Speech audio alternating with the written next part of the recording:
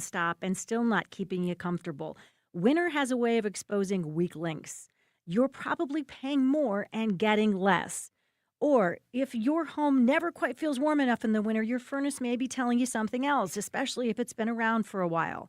That's why I want you to call Premier Heating and Cooling. Their technicians go through 5 years of training beyond industry standards. It's Premier standards. Heating your home shouldn't feel like a struggle. Older furnaces work harder and use more energy. If you want lower energy bills and better heat, it's just all around smarter to consider a new furnace. And yes, Premier offers financing, which makes upgrading a whole lot easier. So whether you need a tune-up or you're ready for something new, make your winter a lot more comfortable for your home or your business. Call 636-916-1122, premierheatingcooling.net. Comfort you can count on. Hi, I'm Mike Vitale from Vitale's Bakery on a Hill. Our family runs a bakery and a retail store started by our parents, Pete and Grace Vitale, in 1976. Vitale's Bakery makes the finest Italian bread and pastries, including our mom's legendary Giugiulana seed cookies and her famous meat sauce. And don't forget our pizza crust. We also carry customers' favorites like lemon ice. Come taste our Italian heritage today at the corner of Bischoff and Marconi. Vitale's Bakery on a Hill, where you're not a customer, you're family. Vitale's Bakery proudly supports the Backstoppers. I'm Farmer Dave, and here's my good friend and owner of MasterCars Inc., Alex Rosenberger, with today's hot MasterCars Inc. deal. Thanks, Farmer Dave. I'm combating wintertime blues by purchasing cool cars and motorcycles. Do you have a unique, low-mile, or super clean car you'd like to sell? Call me. I'm looking for Corvettes, Mustangs, Camaros, Harleys, Ducatis, Porsches, or anything super low mile and super clean. Even everyday cars if they're exceptionally nice and well cared for. I'll come to you if you're in the St. Louis area, especially if you have more than one vehicle to sell. It's okay if you have a loan on it. We'll make the payoff. We make it easy. Hop on our site and submit your vehicle. We'll take it from there. So rev that motor and point your car in the direction of MasterCars Inc. and buy or sell today. 4100 Namioki Road in Granite City, or visit MasterCarsInc.com to get more details. That's MasterCarsInc.com. What have we learned about Heidi? But cockroaches were the least of her problems. Heidi had to fight for every opportunity. You know, Heidi is, even though she's very kind of sweet and innocent, Heidi wanted out of the slum, and her agent wasn't doing enough. Oh my God, they moved Heidi right next to me now. Although Heidi seems serene, she's a bit naughty. She uses an ancient folk remedy to help calm her down. Heidi is back.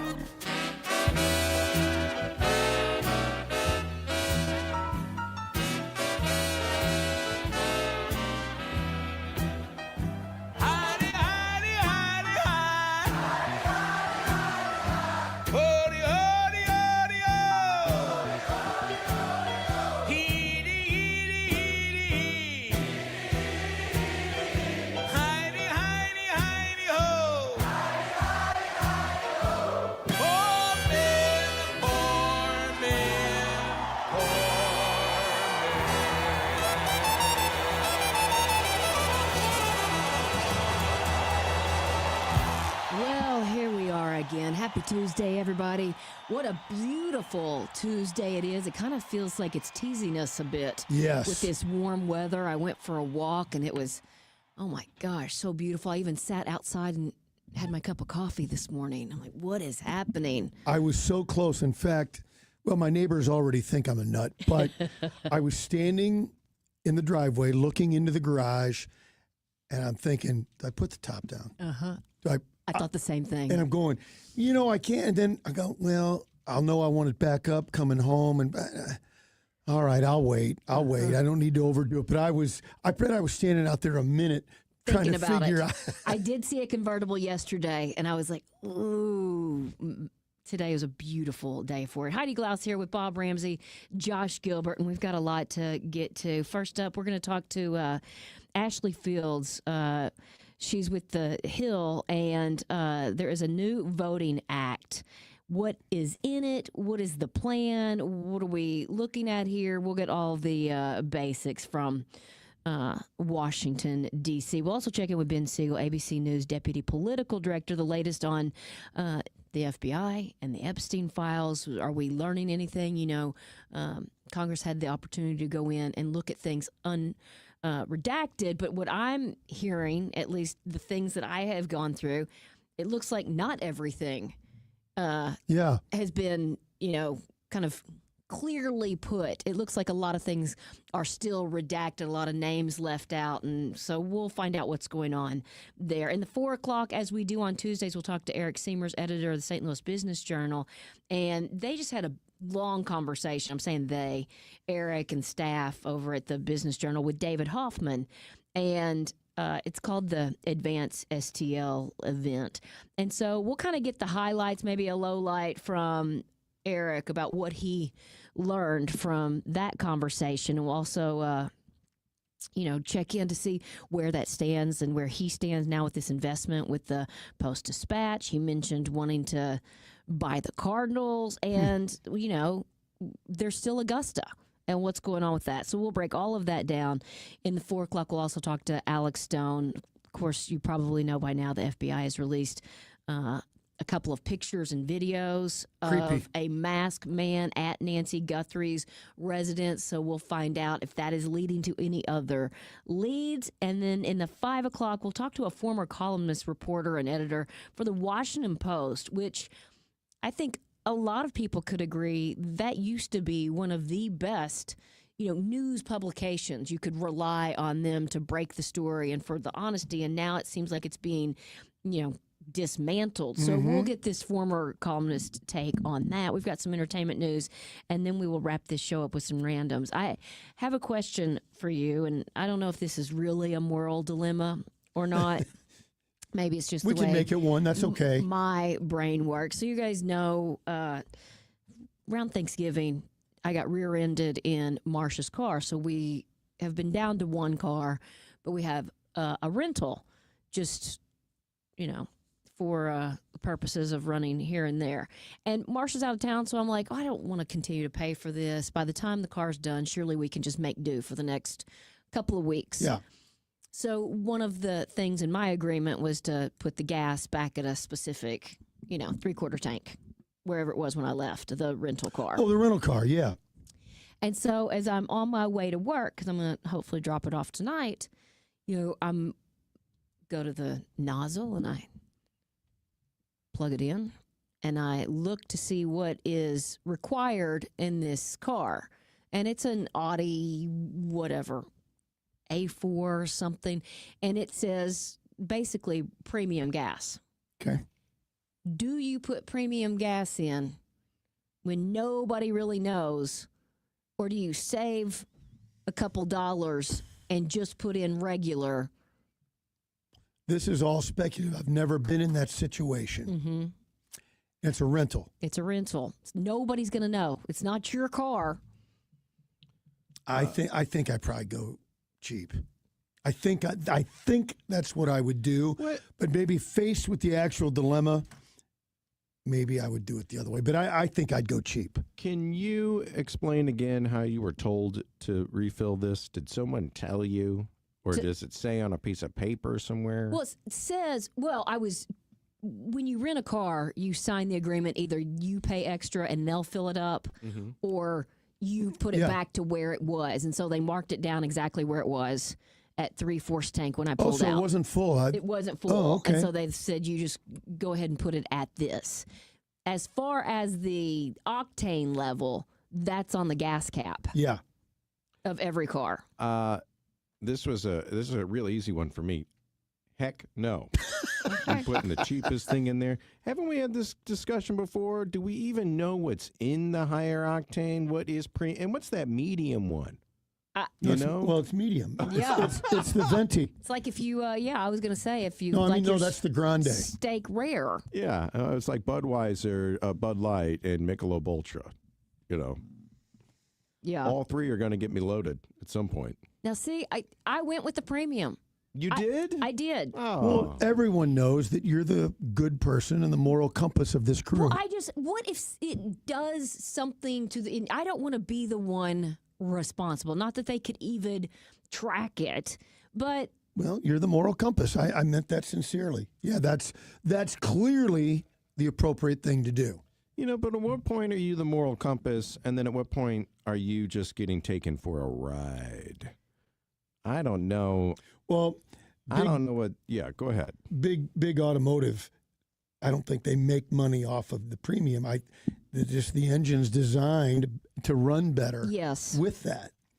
So, they don't build cars to make them rentals.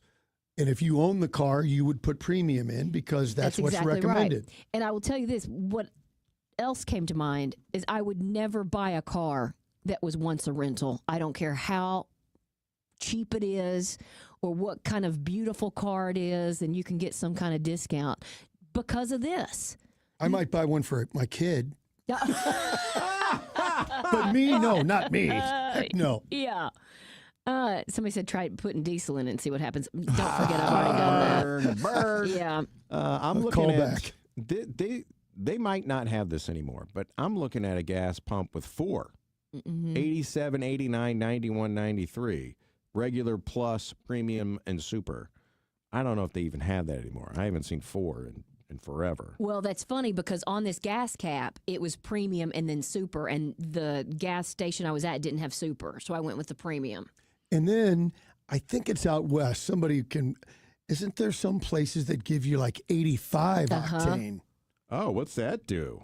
Well, is that for your car doesn't really run very well, but it's cheap. Yeah. No, I don't know. I do think that there is a certain point where it gums up a little bit more, and you do want a certain kind of gasoline to make sure things are running smoothly.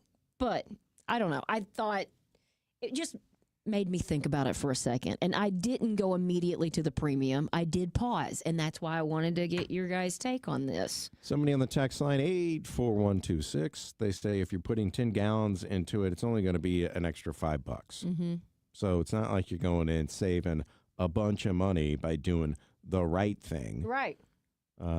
So I just don't have any idea what the difference is in any of these things. No, but they do. Yeah. And they're the ones making the gas. And they're the ones making the caps. So interesting.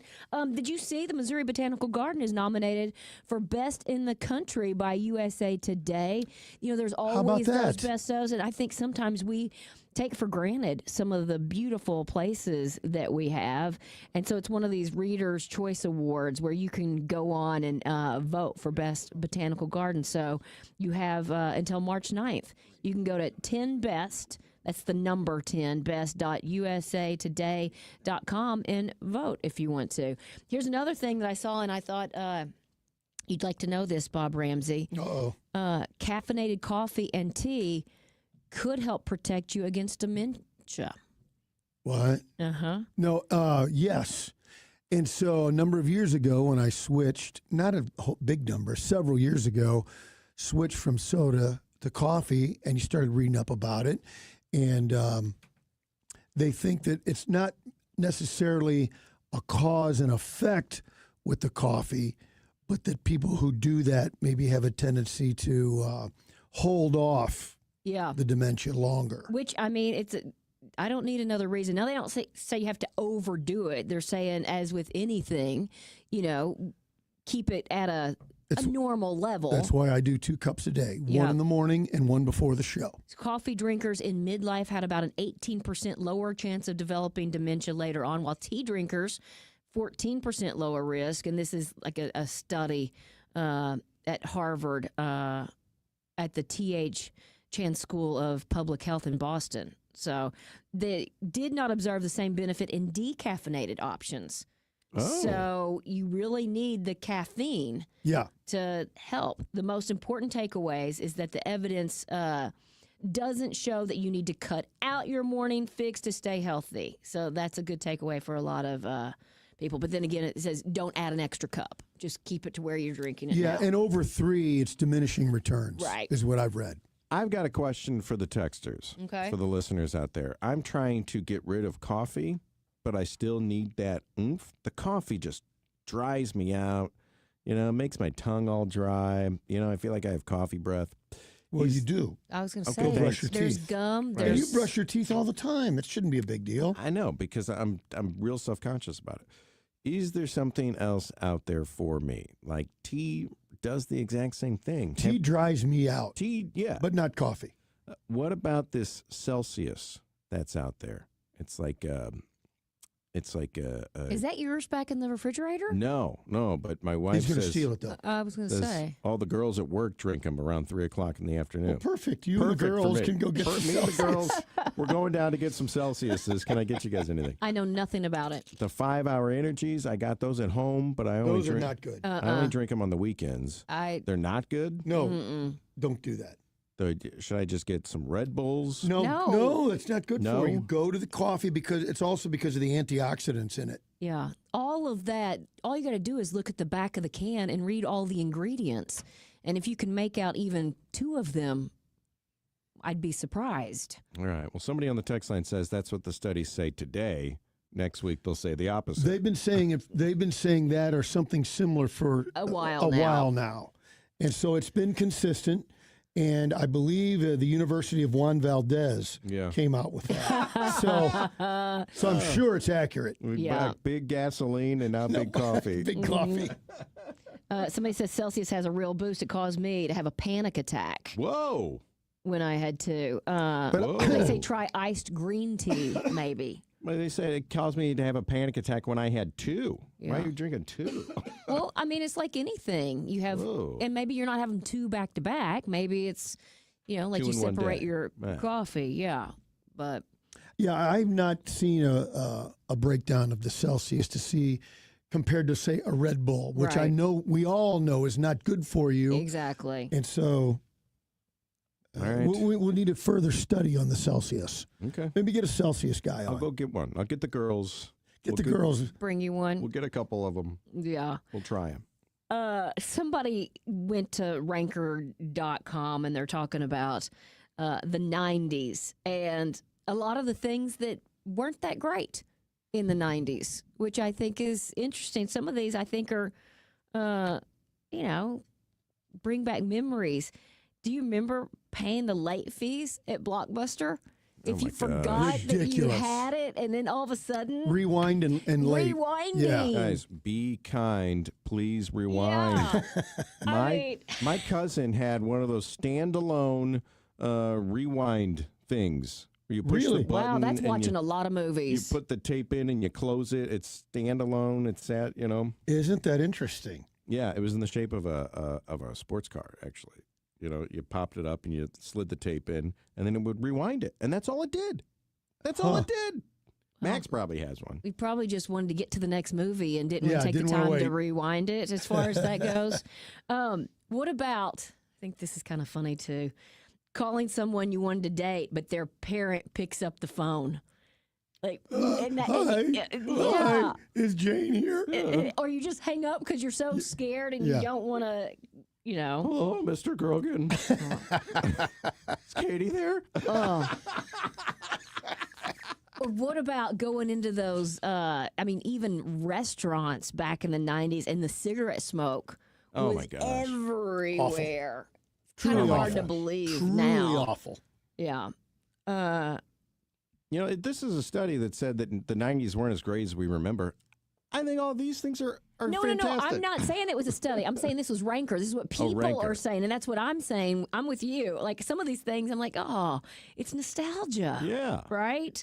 I remember you'd walk into the Denny's in North County, and to the right, probably like 6 booths was smoking. Right. And then to the left is the rest of the restaurant. So it wasn't just a glass partition. They did but the smoking section was very small. Well, it depends on what restaurant you're in. Well, Not and just all a of few them. years earlier, it was wide open. Yeah, I was going to say there wasn't a smoking section. It was a free for all. What do you mean there's a smoking section? What else did they say about the 90s? The price of technology, like a small TV. Remember how expensive that was? It's funny today. I don't know why. Too much time on my hands, I guess. I was thinking about recession, and I know a lot of folks are struggling with, prices going up. And I'm saying, the prices ever really go down? I know that their inflation has gone down throughout history, and there have been some times where it's really gone down, but do prices really go down consistently? And then I think I just get used to everything's going to cost more as time goes on. But you look at TVs now, where it was a big purchase, $2,000, $3,000. Absolutely. You get something 10 times better for a tenth of the cost now. That's so true. I think that is maybe one of three things. Maybe technology, price of technology goes down, but everything else, right Jeff through the roof. Zufall after all this inflation and everything, he goes, they'll never go back down. No. You know, the 50-cent candy bar is a thing of not even the past, distant past. I used to could get one for a nickel. Yeah, how much did you pay for that payphone call? A couple more.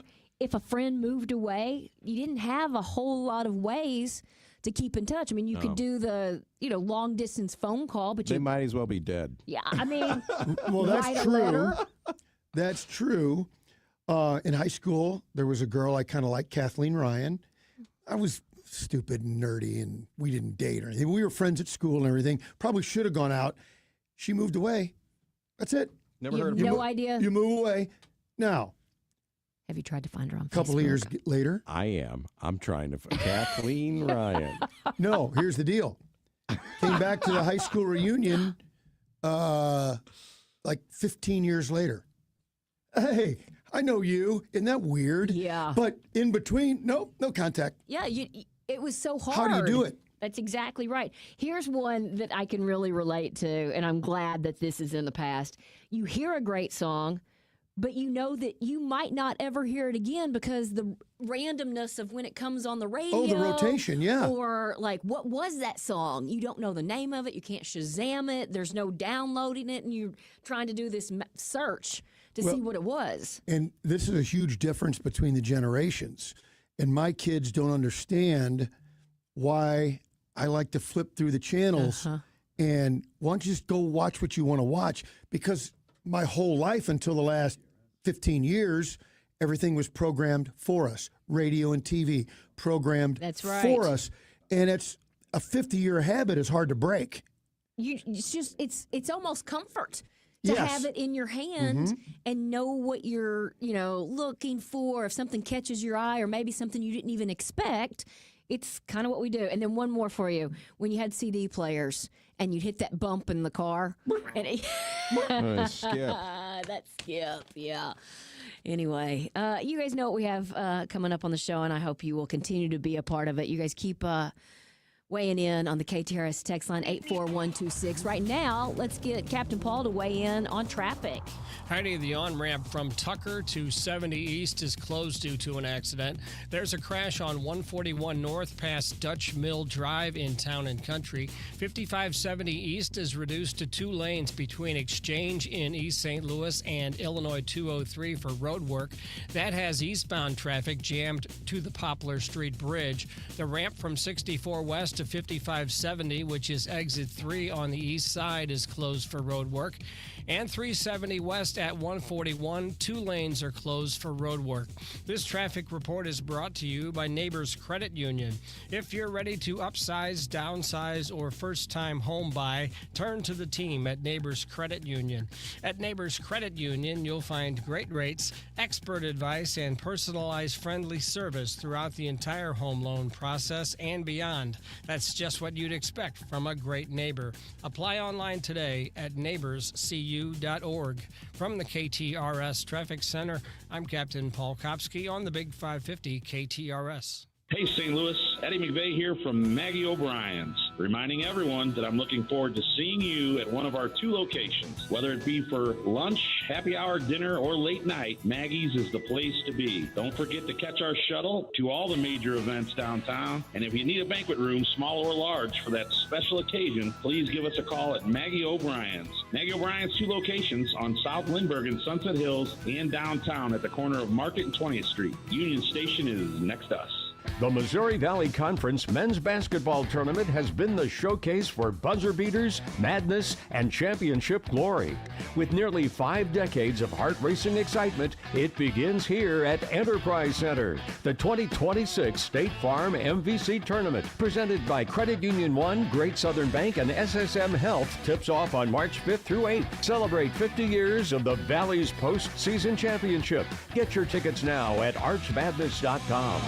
Got gold? Get green at Jewels on Hampton. Jewels on Hampton pays the most for your precious metals, jewelry, gems, currency, antiques, and collectibles. Jewels on Hampton buys precious and semi-precious gems and stones, scrap gold, and sterling silver. Jewels on Hampton buys and sells paper money, wristwatches, and pocket watches. They even take pianos and cars. To sum up, bring your gold chains, bracelets, rings, coins, dental gold, and more to Jewels on Hampton, 4506 Hampton Avenue in St. Louis. And get green. Online at jewelsonhampton.com. You're listening to the Heidi Glaus Show with Josh Gilbert and Bob Ramsey on the Big 550 KTRS.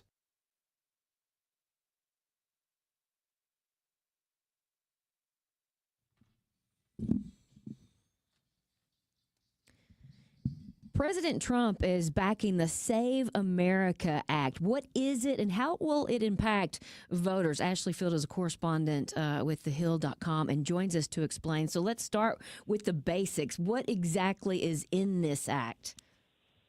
This act, known as the Safeguard America Voter Eligibility Act, is an act that requires proof of citizenship for people to be able to vote in federal elections. This has sparked a lot of controversy over the fact that the documents used to confirm citizenship are typically something that most Americans do not already have in their possession and could be required to purchase in order to cast their ballot.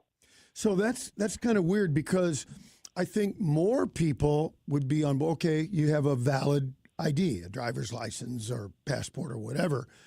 But for instance, if somebody walked into our studio and said, can you prove you're a citizen? I'd have to say no. I got a driver's license, but if that's not good enough, then I don't have anything. So this is a bit confusing to me. That's correct. So some IDs, some people have gotten their real ID, which means they've been compliant in showing ID that confirms their citizenship, like a passport or proof of birth or some other type of government-issued document. But researchers are saying that this will not only impact people who cannot prove their citizenship, but also wives or married women or people whose names aren't on their birth certificates or passports might also face extra steps just to make sure that they're able to, again, vote in federal elections. Well, I think Bob just touched on something that was kind of in my head. I thought we were showing that we were citizens, but a simple driver's license, which I show every single time I vote, isn't going to be good enough with this Save America Act. That's correct. Okay. A typical state driver's license would not be approved. It would need to be Real ID approved, which means it has that gold star in one of the corners, which means that when you got your license, you showed something that proved your citizenship at the time, like your passport, maybe military ID with proof of birth, your Social Security card, or anything else that proves that you are a U.S. citizen. So, Ashley, it does cost money to get your driver's license or a non-driver's license, but I think most people, if you have the numbers on that, let us know. Most people have these, but to get a passport, that's hundreds of dollars. I don't even know where my birth certificate is, and like you say, if you got married and your name has changed and your birth certificate doesn't match, what are you supposed to do? Can you go back to the office and say, hey, can you give me a birth certificate with my new name on it?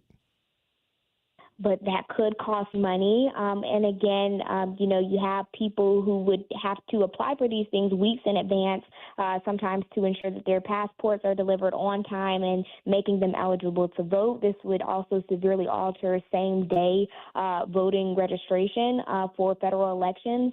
Another thing President Trump has proposed is no mail-in ballots, except for illness, disability, military, or travel purposes. So again, this would severely alter U.S. elections. President Trump has falsely claimed that other elections were rigged because non-citizens were voting in them, and that claim has been made without proof.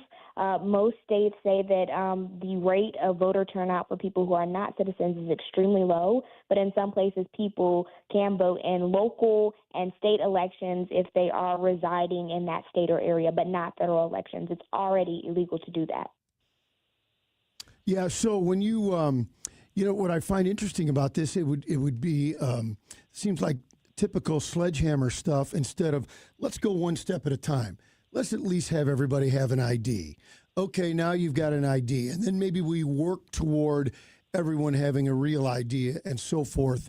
Any reason do we get a reason why they want to take this, instead of a small step, a giant leap? One reason some strategists have shared is that this is ahead of midterm elections, and right now there's a lot on the line for the Republican Party, which is looking to stay in power in both the House and the Senate to help ensure that a lot of their legislation can get through different hurdles that could be posed by Democrats right now. And so these midterm elections are something that are being highly focused on by both parties as they look to, determine how the legislature will work in the next few years. So if this passes, do they want this to take effect in November? Because that's a pretty short timeline for the federal government. We know they move at, light speed. I'm kidding. Right. But would they truly actually expect or want this to take effect in November?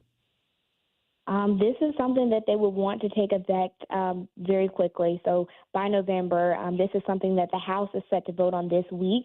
It's already passed twice before, but it's failed in the Senate. So that's the next thing to look for if it passes in the lower chamber this week. Wow. Okay, Ashley Fields with thehill.com. Thank you for joining us and keeping us aware of the changes and what's going on in Washington. Thank you. Thanks for having me. It's very interesting. And I thought just by showing up with my ID. Now, I do have my real ID, so I guess this time I'm okay. But I know that a lot of people do not. Bob, do you have your real ID? Why are you asking? Well, I want to see my papers. I want to know if you could vote. Papers? All right. So I actually saw this over the weekend. The percentage of people that have passports by state.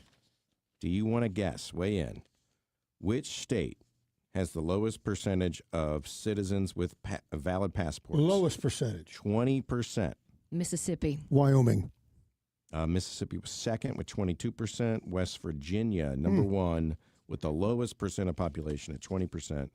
Wyoming, oddly enough, Bob. Well, there aren't many people there, so if only a few had them, it would be, I didn't think that through. Which states, top three, which states by population have the most citizens with New York, passports? California, and either Florida or Illinois.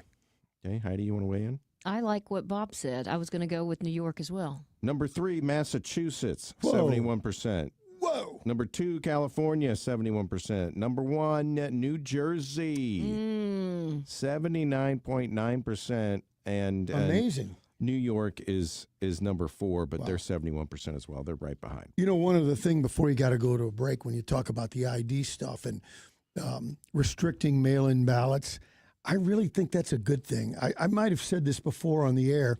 There have been several elections where I could have cheated. I kept getting ballots from Alabama where my dad lived until he passed away. Interesting. I could have voted in a bunch of elections as your twice. dad? Yeah, just filled out the thing and mailed it back in. Yeah, how would you know? Now, that's not very many. I'm not saying it changed elections. I'm just saying that kind of fraud has been out there. I know that for a fact. Again, am I the only one in the country? Maybe, but probably not likely. Is it enough to be an overwhelming deal that needs to be addressed? I don't know about that either. But for folks, no, everything's completely above board and legit. Well, yeah, I don't not think so we much. can all agree on that. I mean, I don't understand how we can vote for American Idol on our phones, and we can't vote, for other things here just to make it easier for voter turnout. I know there are a lot of people that struggle to get to the polls and want to participate in our democracy. I wish that there was an easier way. I'm with you on I sent a thank you to somebody after Christmas, and they still haven't gotten it. I don't know how you even make sure that those ballots are getting to the right spot. So I think there's a lot of issues with that. Right. I've got questions on whether, isn't this a state's right? Because every state, we should have asked the reporter I because think Colorado and Oregon are all mail-in. Like, I don't even know if you could go to a voting place and vote. I think it's all mail-in, and their governors are acting like they love this process. I have a feeling this is going to be an overreach to try and get this done because of the states controlling elections. And my other question is, if I, like Bob said, I send one in under his father's name, or I get multiple ballots and I put my name on it and send them all in, when they run them through the machine, does a light go off and said, hey, this guy already voted? Do they catch those? I can tell you that, no. Do they catch those in time? I mean, I think that's part of the issues that we have with all of it. But if I'm registered at 2 voting places, can I go to both? Or do they say, hey, it looks like you already registered once today? It's probably not supposed to have more than one, I would think. I know, and this was when Barack Obama was running, and I went to the place that I thought I was supposed to be. I moved literally around the corner, and my polling place changed. And I didn't realize it, but I was not allowed to vote at my original polling place. They turned me away, and I had to go to they looked it up for me, told me where I needed to go, and I was able to. And that seems do reasonable. that. Frustrating, probably, but reasonable. Yes. Yeah. But I mean, I do think that that's the way it should be. I mean, each time when I've taken my license, they do mark me off a sheet of paper. And I mean, I do feel like there are a few checks and balances. But again, like you said, there's so many loopholes and things that are not tightened up here. Someone said in Illinois you have to present a marriage license to show the change of name. Someone echoed that and said, Josh, you got to get a marriage license copied and take it with you. And do you know what a pain that is? I don't even know. Do I have one? Well, I would hope so, or you're not married. But it's not about you. It's about your wife because you didn't change your name. Exactly. And frankly, the more that I see about this, if I had to go back, I'd say, honey, I don't want you to change your name. It's a hassle. It's too much of a hassle. And in this particular situation, you're fine, and so you don't care. Well, I mean, good luck, honey. Yeah. I feel bad for her. And somebody said efficient voting could be handled if you just let the Chick-fil-A drive-through You know what? take it over. That is also true. I almost did a spit take. That is a good one. I'll tell you, I mean, maybe we could learn from other countries and how they do things. I mean, this democracy is a bit of an experience, and you can go and see other countries throughout.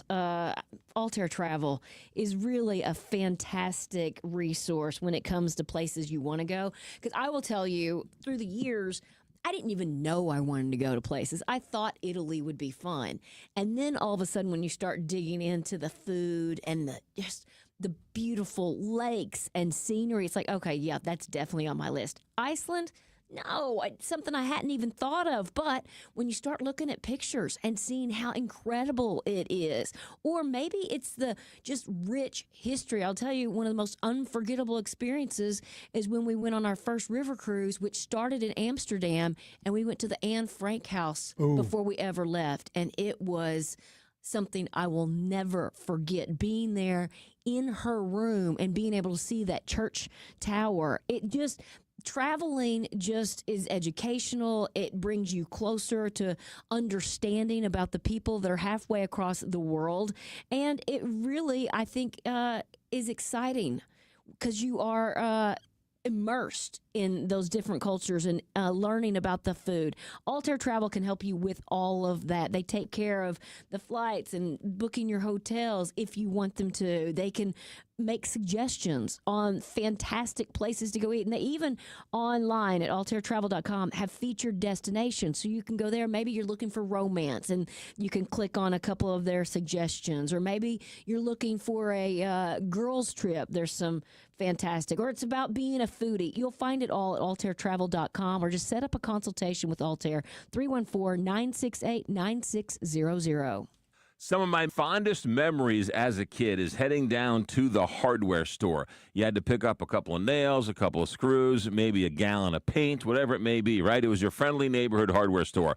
Well, those don't exist anymore in St. Louis, except for Schnarr's Hardware. They have 2 locations in Webster Groves and in Clayton Road in Ladue. Schnarr's Hardware is that place where you go in and you can get that bucket of paint, you can get a couple of screws. The advice is always free. And the one thing about Schnarr's Hardware that every single family hardware store used to have, and that is the smell. It smells like a hardware store. It's got the selection. I don't know how they do it. It's a small store, but they got everything you ever need. They got the paint. They got paint matching.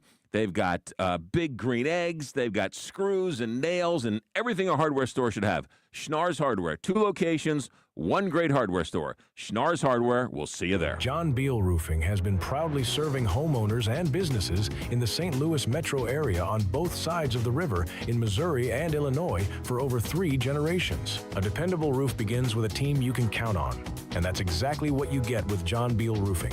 Recognized as one of Roofing Contractor Magazine's top 100 roofing companies, John Beal Roofing offers 24/7 emergency service and industry-leading warranties, including a lifetime workmanship warranty for total peace of mind. From upgrading an aging roof or completing a full replacement, the team at John Beal Roofing delivers solutions that are built to code, built to last, and handled with expert care. John Beal also responds quickly with reliable storm damage services backed by decades of experience and 24/7 emergency support. Get started today for expert service and a free, no-obligation estimate by calling 1-800-NEW-ROOF. That's 1-800-NEW-ROOF. Richard West here with Overstock Outlet.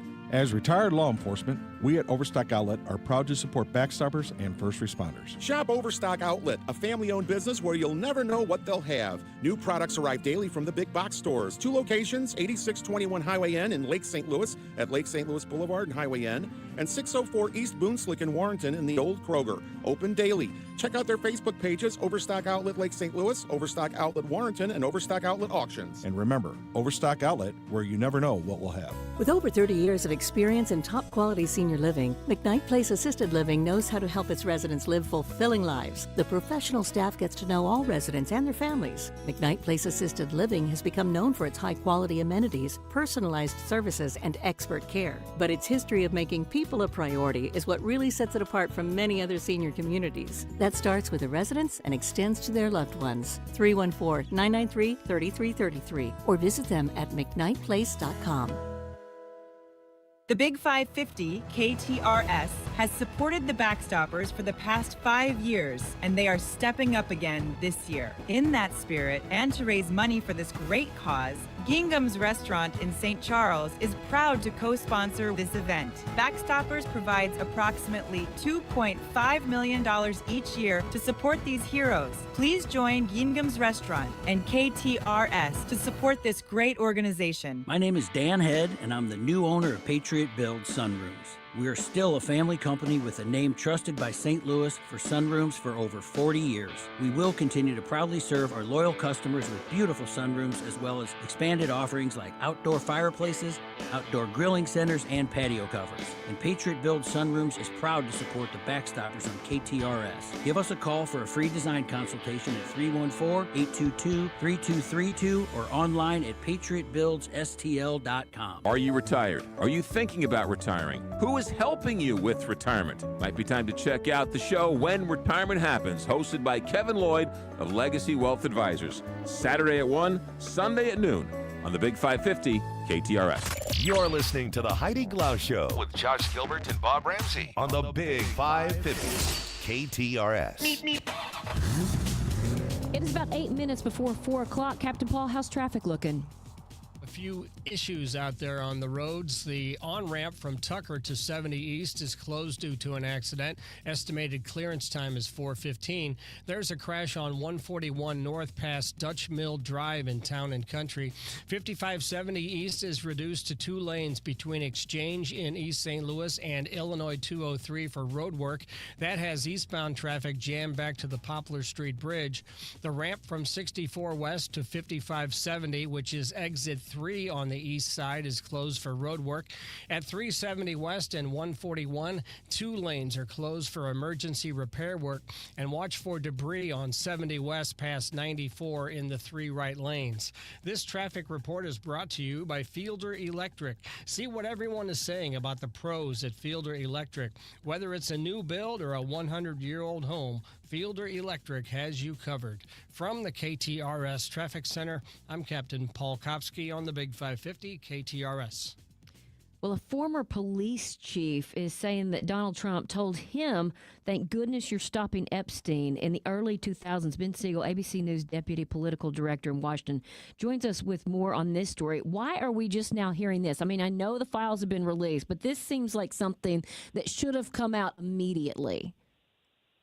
Well, it's hard to find something like this when it's buried in millions and millions of pages of documents. Yeah. So that has been the challenge for reporting on the Epstein files, like my colleagues and other journalists have been doing. So this has sort of just been scrutinized, and what it is a written record of an FBI interview that a former sheriff, police chief of Palm Beach County gave to the FBI in 2019. This was an FBI internal document, and it was him describing to the FBI the conversation he had with Trump in the mid-2000s. And he said that Trump called him in the mid-2000s and told this police chief, "Thank goodness you're stopping him, him being Epstein. Everyone has known he's been doing this." So this basically, what it does is it raises new questions about how much Donald Trump knew before he was president about what Jeffrey Epstein was doing, the behavior that later led him to plead guilty to 2 charges of soliciting prostitution, including one involving a minor. Now, the White House is saying that all this does, they're not confirming the timeline here. The Miami Herald says that this call was happening, this call with the chief happened in around 2006. The White House did not confirm that today. But what they're saying is that, look, this corroborates what the president's already said, which is that, he did not associate with Epstein. And, they had a falling out in the mid-2000s and they cut ties. So they're saying that this really underscores the timeline the president has always maintained, but of course it is a new detail and another detail that involves the president and Jeffrey Epstein.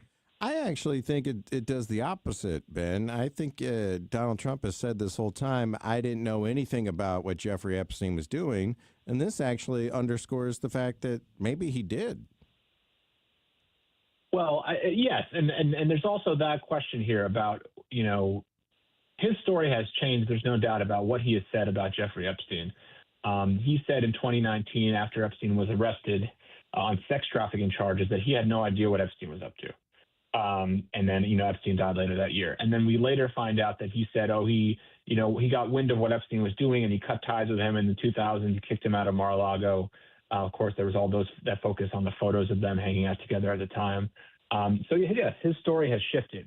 But the bottom line is still that there is no suggestion that, of any wrongdoing on the part of President Trump as it relates to Epstein. And there's really nothing that is a primary source of any kind that really ties the president to anything that Epstein was doing. What this is a person's recollection of a conversation with Trump about general knowledge of Epstein. So again, it's not helpful for this White House. It's not helpful for this president who is desperately trying to focus on what he's doing to bring down the cost of living for Americans as we get closer to the midterms. That is where his administration's energy is being focused. And we just have another day where Washington and the White House is really faced with all kinds of questions about Jeffrey Epstein. That is not helpful for the president's agenda at all. And what are members of Congress taking away now that they can go in and they can read some of the unredacted files? I mean, it's really all over the place. A lot of them are coming out saying that they've, it's kind of breaking along party lines too. The Democrats are coming out and saying that they've learned new information that they think should be shared with the public. And the Republicans are saying that, nothing in there changes the fundamental baseline of this whole episode, which is that, again, there is no suggestion that the president did anything wrong. There's no suggestion that he, had any kind of untoward relationship with Jeffrey Epstein and the activities that he was later implicated in. And even though his name might be mentioned repeatedly in these files, that doesn't necessarily mean anything. It could be somebody sharing a newspaper article. It can be somebody sharing their own opinions about President Trump's political campaign. So just the use of his name alone in there doesn't really necessarily mean anything. But the other interesting thing today on the Hill was that Howard Lutnick, the Commerce Secretary, was really grilled by Democrats about his relationship with Epstein because he had previously said that he cut off all ties with Epstein in 2005, Now we have emails that have come out between him and Epstein revealing that he had lunch with Epstein on his island in 2012. So obviously those created some new uncomfortable questions for the Commerce Secretary. And there was a senator from Wyoming, Cynthia Loomis. She said after being able to read the unredacted files, she said, initially my reaction to all this was, I don't care. I don't know what the big deal is. But after reading the unredacted, she says, now I see what the big deal is, and it was worth investigating. She said the members of Congress that have been pushing this were not wrong, and that is her current reaction. So who have all 100 senators been able to read this? Have all, 400 and whatever members of the House been able to read this? Don't they only have minimal amount of SCIFs they can use at a time? Yeah, I mean, there's limitations on how many people can view this material and for how long, but they all have access to it now. So if anybody, and any of them, any 530-something members of Congress and senators want to look at these records, they can. But I think that's what this also reflects, and especially those comments from the senator from Wyoming, is that Capitol Hill is coming around to the fact that actually this whole Epstein saga has really resonated with a wide and sort of deep swath of the American electorate, with American voters and American culture. There are a lot of strong feelings about this and a pervasive sense that this was a lot of bad behavior that was gone on, potentially excused by people at the highest levels of society, wealthy people, potentially in government, people in business, and there is anger with it. And I think the fact that you're seeing members of Congress say that they understand what's going on now, I think is recognition of the fact that this has really penetrated the American consciousness in a way that, few issues have, and for also an extended amount of time. Yeah. Ben Siegel, ABC News Deputy Political Director there in Washington. Thank you, sir. Thanks. I'm Marc Cantor. Here's why you can count on Cantor Injury Law. My name is Michelle. I'm a litigation paralegal at Cantor Injury Law, and you can count on Cantor because we are smart, honest, and hardworking. I'm Kevin Glenn, and a partner here at Cantor Injury Law. You can count on Cantor because we make your cause our cause. No fee if no recovery. Please visit CantorInjuryLaw.com or call us at 314-628-9999. The choice of a lawyer is an important decision and should not be based solely upon advertisements. Images and video showing a masked individual outside the home of Nancy Guthrie. ABC's Aaron Katursky is in Tucson. They appear to come from the doorbell camera here at Nancy Guthrie's home that had been tampered with, according to the FBI. And if you look at these images that appear in black and white, you see an individual who appears to be wearing a backpack and a mask and gloves.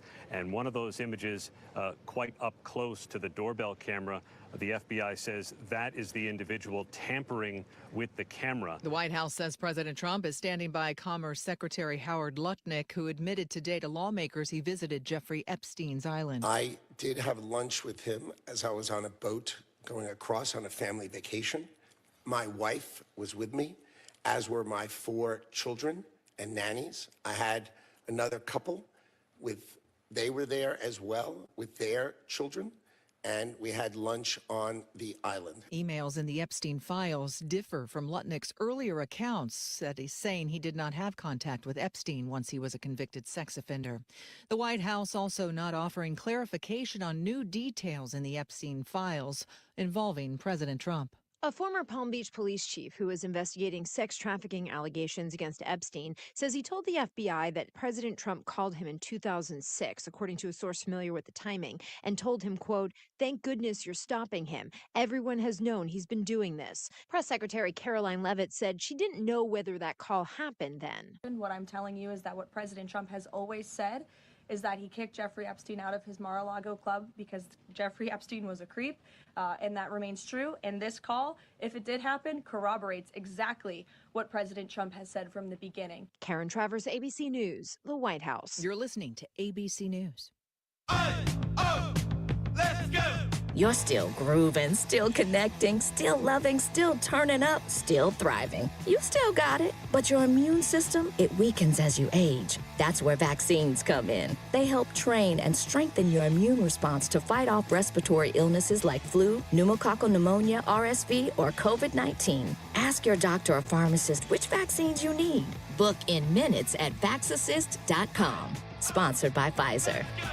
Hey, can you blow up some balloons for Jack's party? I can't. I'm so congested. You need Sinex Saline from Vicks. Sinex Saline Nasal Spray. Yeah, just Sinex. Breathe. Sinex Saline instantly clears everyday congestion associated with colds and year-round allergies with a gentle, ultra-fine mist that's no mess and easy to control. Daddy, we need more balloons. On it. Enjoy life's important moments without congestion. Try Sinex Saline from Vicks. Just Sinex. Breathe. Use as directed. 59 degrees at 4:03 with KTRS News. I'm Steve Potter. Missouri lawmakers are continuing efforts to permanently ban gender-affirming treatment for minors. A proposal to remove the expiration or sunset data from the Missouri Save Adolescence and Experimentation Act reached the Missouri House floor last night. The proposal calls for permanently banning gender-affirming care for children under 18. And an Illinois lawmaker is proposing a controversial bill regarding transgenderism. State Senator Andrew Chesney's legislation would change the state's Mental Health and Developmental Disabilities Code to expand the definition of mental illness to include those who identify as transgender. A South City man is accused in an animal abuse case. Police say the 22-year-old Joseph Mogg physically abused his 3 cats and a dog at his home, including punching the cats and throwing them against a wall, which he recorded on video. He remains jailed without bond, and the animals are being cared for by the Humane Society of Missouri, which today is hosting its 5th annual Day of Giving campaign. Donations collected will help pay for medical care, rescue efforts, and resources that will be used to help animals in danger. Ella Frank of the organization's Animal Cruelty Task Force told First Alert 4 that if you're aware of animal abuse, you should report it. So you can call us and you can call the police. And if you call us, it can be anonymous. You can go online. For more information about today's Humane Society of Missouri's annual Day of Giving, go to hsmo.org/dog. A growing number of scams involving cryptocurrency has forced the Missouri State Highway Patrol to send a warning out to residents. These scams often involve urgent demands to send money through cryptocurrency, like Bitcoin. Scammers will typically establish trust with the victim through social media, email, dating sites, messaging apps, and more before asking for money. There are several warning signs of a potential cryptocurrency scam. This includes threats of arrest or legal trouble for not completing the transaction, asking victims to keep the transactions a secret from others, requesting funds via Bitcoin, ATM gift cards, or wire transfers, even promising a risk-free investment. The Highway Patrol says older adults have been increasingly susceptible to these scams. They say it's important to know that no official government agency will request funds through Bitcoin, gift cards, cryptocurrency, or wire transfers. If you believe you or a loved one has been victimized, report it to the Missouri Attorney General's Consumer Protection Hotline at 800-392-8222. Sobey Bay, KTRS News. And today, the Budweiser Guns and Hoses Boxing Association donated $1 million to the Backstoppers, who provide assistance to the families of first responders killed in the line of duty. This KTRS Business Minute is brought to you by Walter Knoll Florist. Show your loved one that you care this Valentine's Day with hand-delivered flowers. Send a sweet surprise with one of their head-turning arrangements or gift sets. They have wonderful selections ready to say, I love you. Trust Walter Knoll Florist to deliver your Valentine's Day gift. Go to WKF.com. An Atlanta-based chicken restaurant chain has signed an agreement with a franchise group to open 7 stores in the St. Louis and Columbia areas. In a press release, Triple Z Holdings, which includes a group of University of Missouri alumni, say they plan to open the Zaxby's locations over the next few years. Now the markets, brought to you by JBL Financial. Tune into Straight Talk on Retirement Saturday mornings from 9 to 11. At close, the Dow up 52 points at 50,188, NASDAQ down 136 at 23,102, and the S&P 500 down 23 at 6,941. And now for KTRS Sports and Traffic, let's go to Paul. Steve, SLU basketball moved up another spot to number 18 in the latest Associated Press Top 25 poll. The Billikens own the 3rd longest winning streak in the nation at 17, with a trip to Loyola Chicago coming up on Friday. Mizzou basketball gets Texas A&M on the road tomorrow night on the Big 550. The Tigers will be looking to win for the 3rd time on the road in the SEC and for the 7th time in league overall. And number 8, Illinois basketball is back at home tonight with the Wisconsin Badgers in Champaign. The Illini will try to bounce back after their 12-game winning streak was snapped at Michigan State. I'm Paul Kopsky from the Royal Banks of Missouri Sports Desk, and now on to traffic. The on-ramp from Tucker to 70 East is closed due to an accident. There's a crash on 141 North past Dutch Mill Drive in Town and Country. Eastbound 6455 is jammed from the Poplar Street Bridge past Illinois Route 3 North with road work between Exchange and Illinois 203. The ramp from 64 West to 5570, which is exit 3 on the east side, is closed for road work. And at 370 West and 141, 2 lanes are closed for emergency repair work with traffic backed up to St. Louis Mills. This traffic report is brought to you by the Opera Theater of St. Louis. Get your season tickets now to the Opera Theater of St. Louis. Enjoy the productions of Romeo and Juliet, A Streetcar Named Desire, and others. Visit them online at opera-stl.org. From the KTRS Traffic Center, I'm Captain Paul Kopsky on the Big 550 KTRS. Temperatures were in the mid-60s this afternoon. They have been dropping the last few hours, mostly clear tonight, and overnight low in the low 30s. Sunny tomorrow with a high of 51. Right now at 4:08, we do have sunshine, 59 degrees at the Gold Tower at Westport. Steve Potter, KTRS News, the talk of St. Louis. Everyone's talking about these weight loss drugs, and it's a good thing we've got Dr. Joe Molesky with us, a St. Louis native and board-certified primary care physician. Dr. Joe, it can get very confusing, but the one thing we need to know is GLP-1, right? That's the magic cure. The magic cure is these weight loss shots. They're injected once weekly. They're not like the old medications that you've seen 20, 30 years ago. These medications actually work. They're injected once weekly, and patients see within the first 90 days 10 to 15 pounds down. It simply works, and that's why I recommend it to all of my patients. You simply go online, book an appointment. You fill out a health questionnaire form. You get an appointment on our schedule. It's all telemedicine based. It's all done from your home. And then you meet with me or one of my nurse practitioners. And then after the 10, 15-minute consult, the medication is delivered right to your door discreetly, and you get started right now on your weight loss journey. And you want to start to lose weight?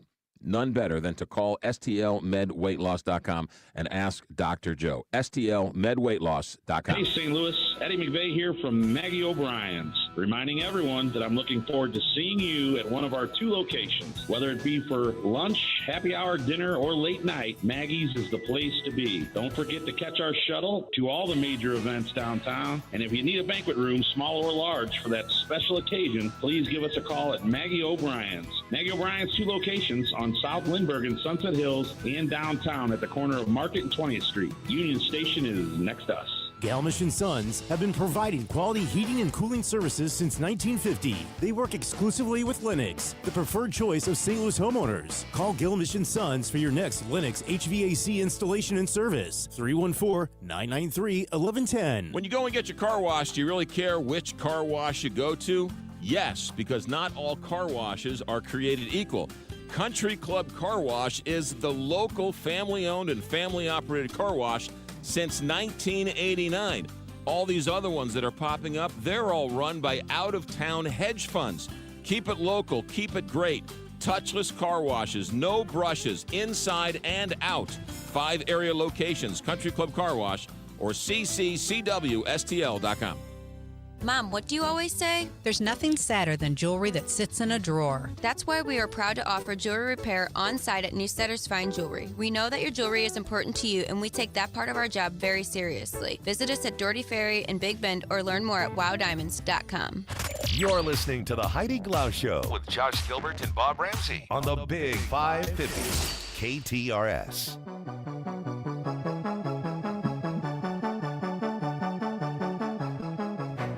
Headlines for this Tuesday afternoon, February 10th. Katie's Pizza opens first freestanding location at former Crestwood Plaza site. Katie's Pizza and Pasta Osteria's newest location in Crestwood is now open at the corner of Sappington and Watson Roads. To give you an idea, it's the site of the former Crestwood Plaza Mall. It's the first freestanding Katie's restaurant. Owner Katie Lee already has Katie's at Ballpark Village, in Rock Hill on Manchester Road, and in Town and Country on Clayton Road. Like its other restaurants, Katie's in Crestwood will be open 7 days a week for lunch and dinner and for brunch on the weekends. Katie hired 60 people to staff the new location, which which occupies about 6,835 square feet. Plus, there's also a really nice-sized patio. Wow. The entire Crestwood Crossing development from Urban Street Group is expected to cost around $67 million, according to a previous report. A new Deerberg store opened at that site in 2023, and another restaurant from the owners of Cyberg's called the Mexican STL Very good. opened in September. So lots of life going into that area. In fact, I wanted to go to the Mexican for Valentine's Day, but they're already booked. booked up. really? Already booked. Yeah. Maybe Katie's. Well, Valentine's Day is on a Saturday. Yeah. So, by the way, if you haven't done it by now, forget it. You're not Good going. luck. White Castle might be your best option. no, they sell out too. I did it one year. WKF.com. They know flowers. Yes, they do. Here's why I have a great wife. Mm-hmm. She doesn't really like flowers. She already bought her flowers. She already No, bought she the doesn't flowers. like them. She doesn't really like flowers. Okay. Wow, you lucky dog. What does she like instead, though? Cash. Wise woman. Well, that's easy. All right, I got two here, and one's just kind of because I know a little bit about it, and the other one is because it's really weird. Dad calls his son downstairs to greet a visitor, discovers a stranger in the house. What? So this kid, he's a TikTok kid. I'm lying in bed. Dad comes into my room, says, "Hey, there's a girl downstairs. This came over for you. Come over to the house." Taylor asked who he was. The kid's name's Taylor. Only to learn that his dad didn't know her name. She only said the only detail he offered was she had red hair. So the kid says, the dad tells the kid, "Yeah, she just walked in on her own and sat down on the couch." At that point, Taylor and his dad went back upstairs, or he went upstairs to get him, and they come back down.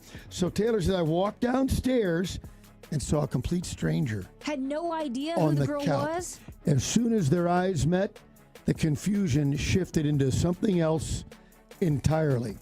Then she looks up at him and goes, "I'm in the wrong house." Oh my God!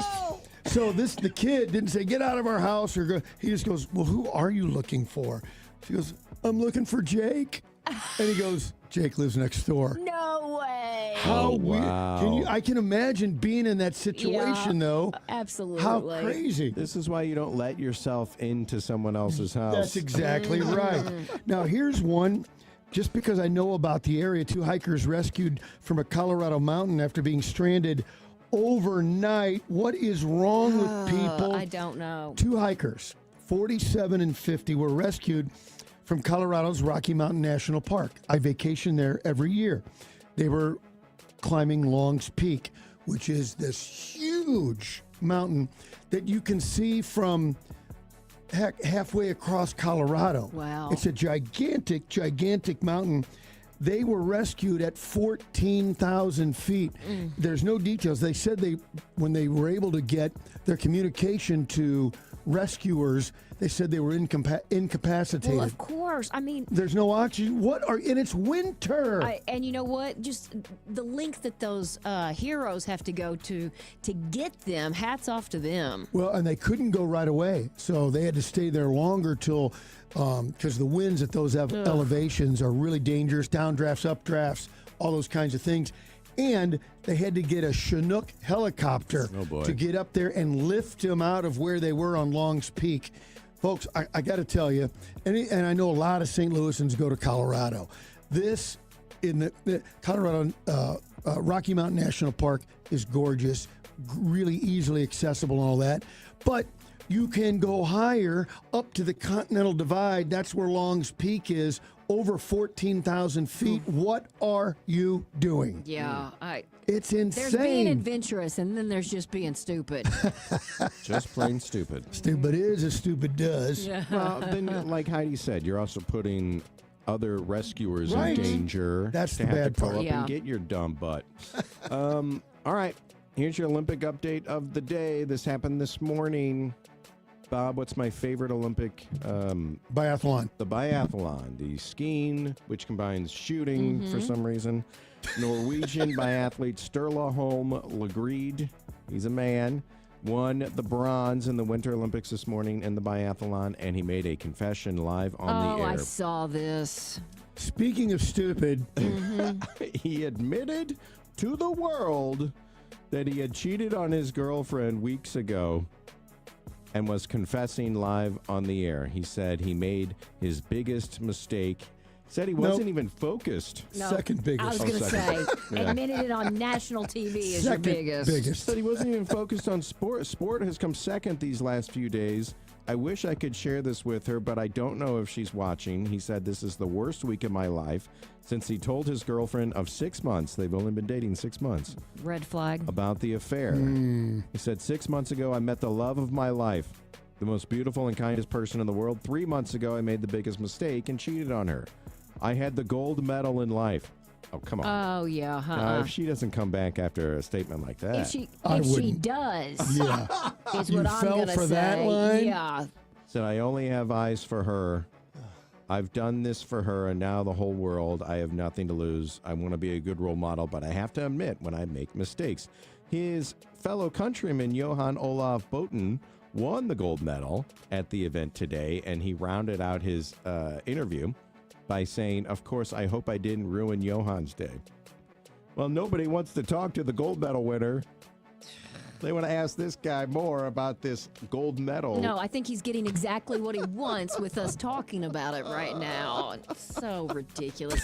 Let's talk about something that brings everybody together, and that is music. And Cardinal Glennon has started something that I think is just fantastic. It's Glennon Live, and it's happening April 18th at Chaffetz Arena. And this year, it is an exclusive concert featuring Cody Johnson and Alexandra Kay, and it goes to the Cardinal Glennon Children's Foundation, which, you know, that is a trust, an organization that makes sure that the money goes to great things. We're talking about maybe a kid doesn't have insurance to cover the therapy that would just be the thing to push them over the edge in their journey back to better health. So Cardinal Glennon is going to make sure that they get that. Maybe a kid, mom or dad lost a job and they're in between and don't have insurance at all. And Cardinal Glennon is going to make sure that their child gets exactly what they need. I mean, that's what's so special about Cardinal Glennon. And then throw in the doctors and the nurses and the surgeons. So that's what Glennon Live is all about. It's a one-of-a-kind entertainment experience that celebrates the patients, the families, the caregivers of Cardinal Glennon Children's Hospital, the first freestanding Catholic pediatric hospital in the country, and of course, consistently providing excellence in pediatric health care throughout Missouri and Illinois and beyond. So Glennon Live, April 18th at Chaffetz Arena with Cody Johnson and Alexandra Kay. You can go to glennon.org to learn more or get your tickets. Coming up, Erik Siemers, editor of the St. Louis Business Journal, joins us to break down his conversation with David Hoffman and what he had to say about buying the Cardinals.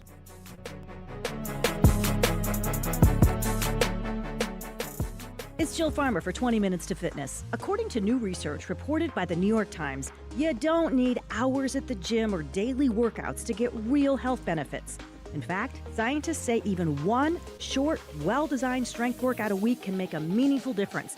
That's because it's not about how long you work out, it's about how effectively you train. A recent European study found people got significantly stronger in just 1 year training once a week, and that's exactly the philosophy at 20 Minutes to Fitness. Just one 20-minute one-on-one strength session a week. No distractions, no wasted time, targeted exercise, specialized equipment, and top-tier trainers. It works, I know, because I'm getting stronger every week. So if you're short on time, burned out on unrealistic fitness plans, or just want something that finally feels doable, maybe less really is more. 20 Minutes to Fitness, one workout, 20 minutes, once a week. And according to science, that's enough.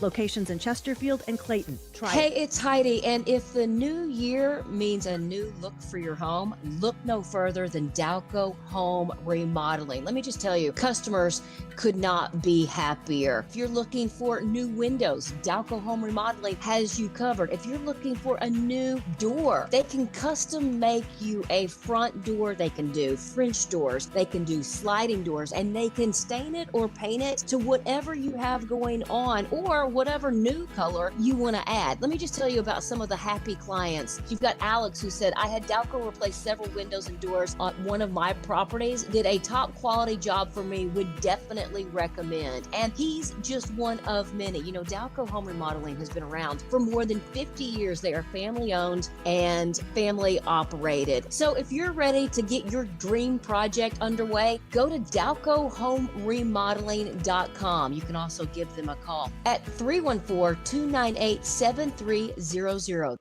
How do you separate estate planning from elder law? You don't, because they're so intertwined. Let's face it, we're all getting older, and you need to make these decisions today, whether it's for your parents, for yourself, or for future generations. Rudy Beck, Jay Lennox, and Caroline Stolzer have been navigating these important decisions for more than 50 years.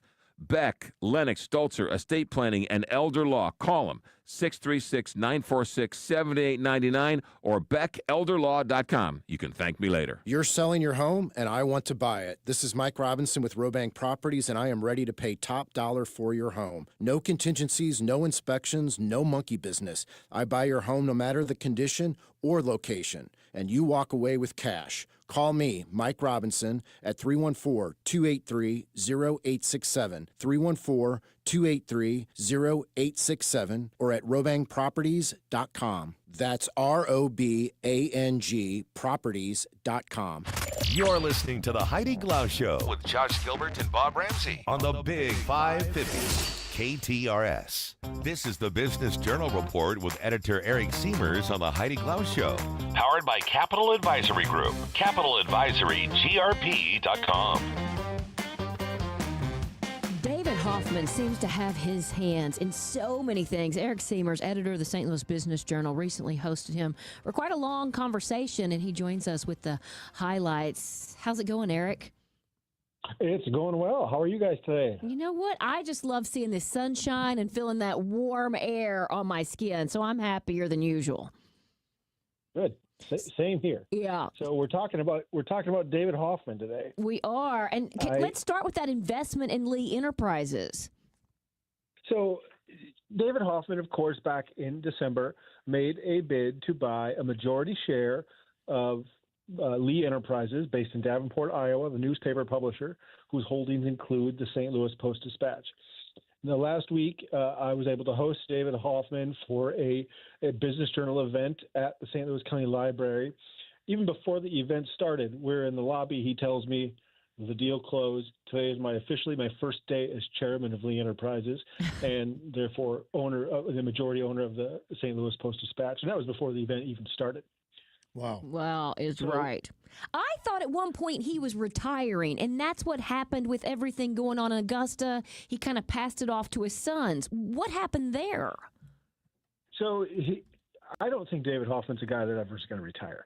He is a wheeler and dealer, and his entire outlook on life is based upon what kind of deals can he make with people. He did step back from management of the empire he created, the Hoffman family of companies based in Naples, Florida, and handed the reins over to his sons, who do run the day-to-day of that business. So that company is a organization that owns about 120 different companies. Mm-hmm. Oh. And the adding to that is a large part what his sons do.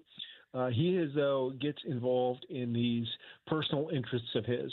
One is, of course, newspapers. He has been on a push for the last year and a half to become the nation's largest newspaper owner.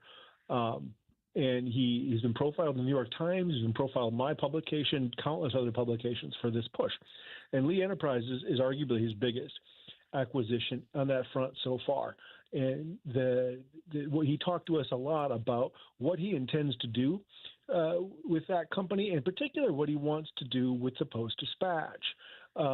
He said all along his interest is in buying up. He was particularly interested in Lee's smaller newspapers, and his MO up until now was to buy small community daily newspapers across the country with the whole goal of preserving them, keeping some sort of a printed product, but really focusing on local news, local community activities, not so much on world news and national politics and stuff like that, but just on things that matter in communities.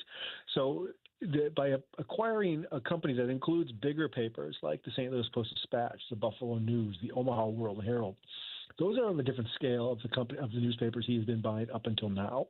But what he did say about the Post-Dispatch is that he intends to hire more journalists. He intends to increase the reporting staff there. But he also was very critical of what he viewed as a Post-Dispatch coverage, both editorial and in the newsroom, in opinion and in reporting, that he said was too far left. And his goal is to try to bring it more to the center. How he's going to do that, I think, is yet to be seen. He was there on day one.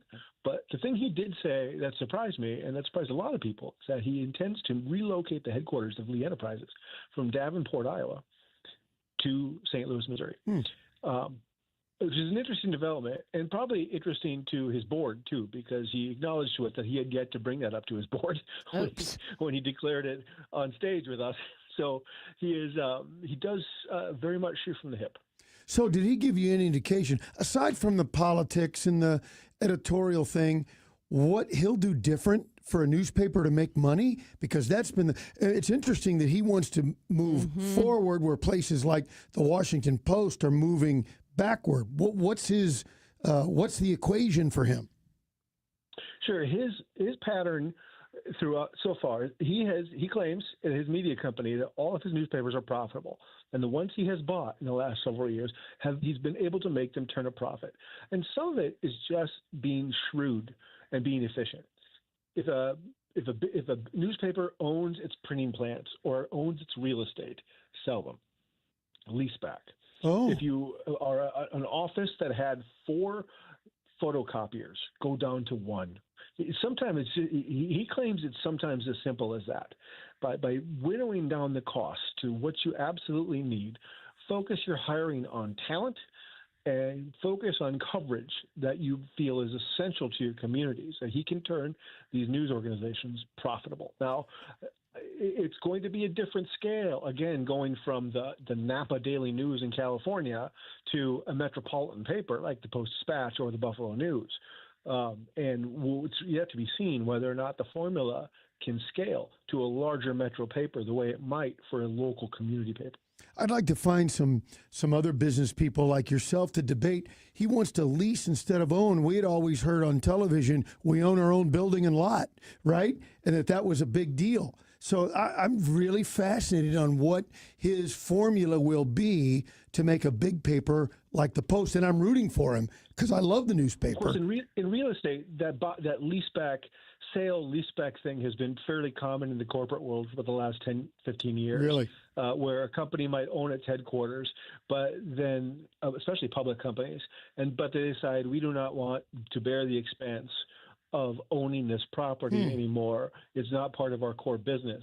So we'll sell the grounds. We'll get a good lease deal that will save us money in the front end. And therefore, they also don't own the maintenance costs and all these other things. So they'll be a tenant in the building that they already occupy. Gotcha. And, buyers like it because they've got a tenant that's guaranteed. So it is a pretty common deal in the corporate world to do those kind of things. But for Hoffman's point of view, it's just what kind of costs can we take off the books so we can put our investment in local reporting? So he's thinking of it very much from winnowing down that bottom, narrowing down those expenses so that you're just putting your expenses into the core product. Erik, I don't know if you can do this or not, but if you could take off your journalism hat for 1 second, would you want to work for his company? So that's a great question. And there's some things I really pressed him on because we have interviewed David Hoffman multiple times over the years, and we had him on our podcast last year, and he talked about this strategy for buying newspapers, and a lot of it was born out of his, at the time, it was born out of his sort of recognition that, he was a high school quarterback. He loved it when the Washington Missourian covered his exploits. Yes. His grandsons play hockey in the Chicago suburbs, and it really bothers him that there's no local paper covering his grandson's hockey team. So it was very much colored by that. He sees something missing in that community that's necessary. Our conversation last week was a little different, though. There was a certain sense of grievance in the way he sees things covered. And it was really born from his experience in Augusta. He he was very shocked by the reaction that he got, particularly, he says, from the news media, of here he is investing $100+ million into this community, rebuilding businesses, reinvesting in properties, and buying up all this wine infrastructure. And he'd hear from locals on the street, thank you for doing this. These upgrades are wonderful. And then he said, in his words, I read the newspaper and I'm the Antichrist. And to him, that just really, really rubbed him the wrong way. That a newspaper, you should not be attacking these businesses that are trying to do good things. And his exact phrase was, I'm going to fix that in local media. Erik. So, go ahead. When this guy came to town, obviously be wary of, the billionaire who comes to your street corner. Except he grew up in Washington. He grew up in Washington. He wants to move Lee Enterprises to St. Louis. He wants to make the St. Louis Post-Dispatch, which is anemic these days, a little beefier. He wants to make Augusta the Napa of the Midwest. And yes, he's putting all this money in, and we always have to make sure that everything's on the up and up. But why did he get such a bad pushback? Is that something reflective on us? You're from Minneapolis. You lived in Portland. You see what other cities are doing. Are we inherently skeptical of the billionaire? I think some of it came down also to communication and how some of his plans were communicated. He came in talking about this great remake. We're going to turn it into this something special. And then, it didn't happen in that exact way. Market factors came into play. The hotel and golf course he'd wanted to do didn't happen for a lot of reasons. Some of them geological with the land, some of it interest rates, and the same factors that halted development everywhere. He ended up selling a lot of the businesses he bought. On the surface, it looks like here's this guy put all this money in. Now he doesn't like it, and he's taking the money out. When the plan from the start, and he was pretty transparent about it, was to reinvest in some of these small businesses, get them into a good spot, and then sell them to a local operator who wants to run the business, which is, in his mind, what he did.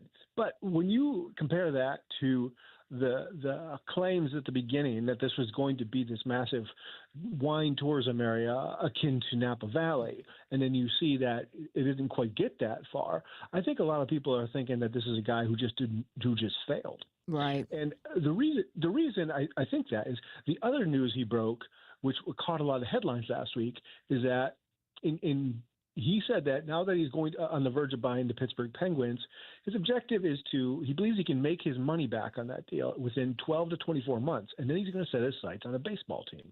And the team he wants to buy is the St. Louis Cardinals. So the reaction to that story on social media, to my surprise, was of, yeah, sure, I'd like to buy him too. Oh yeah, what's he going to do? What's he going to do? Do it just like he did to Augusta? I mean, the comments on Facebook on that story were just littered with that kind of sentiment. When realistically, he's the kind of guy who you have to assume he's serious. He's just bought an NHL team.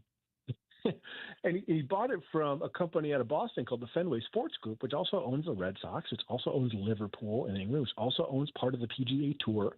And he says, you know what? I like that model. I kind of want to do the same thing. I think I want a baseball team. And he's someone who can do it. Yeah. Can we push him towards an NFL team?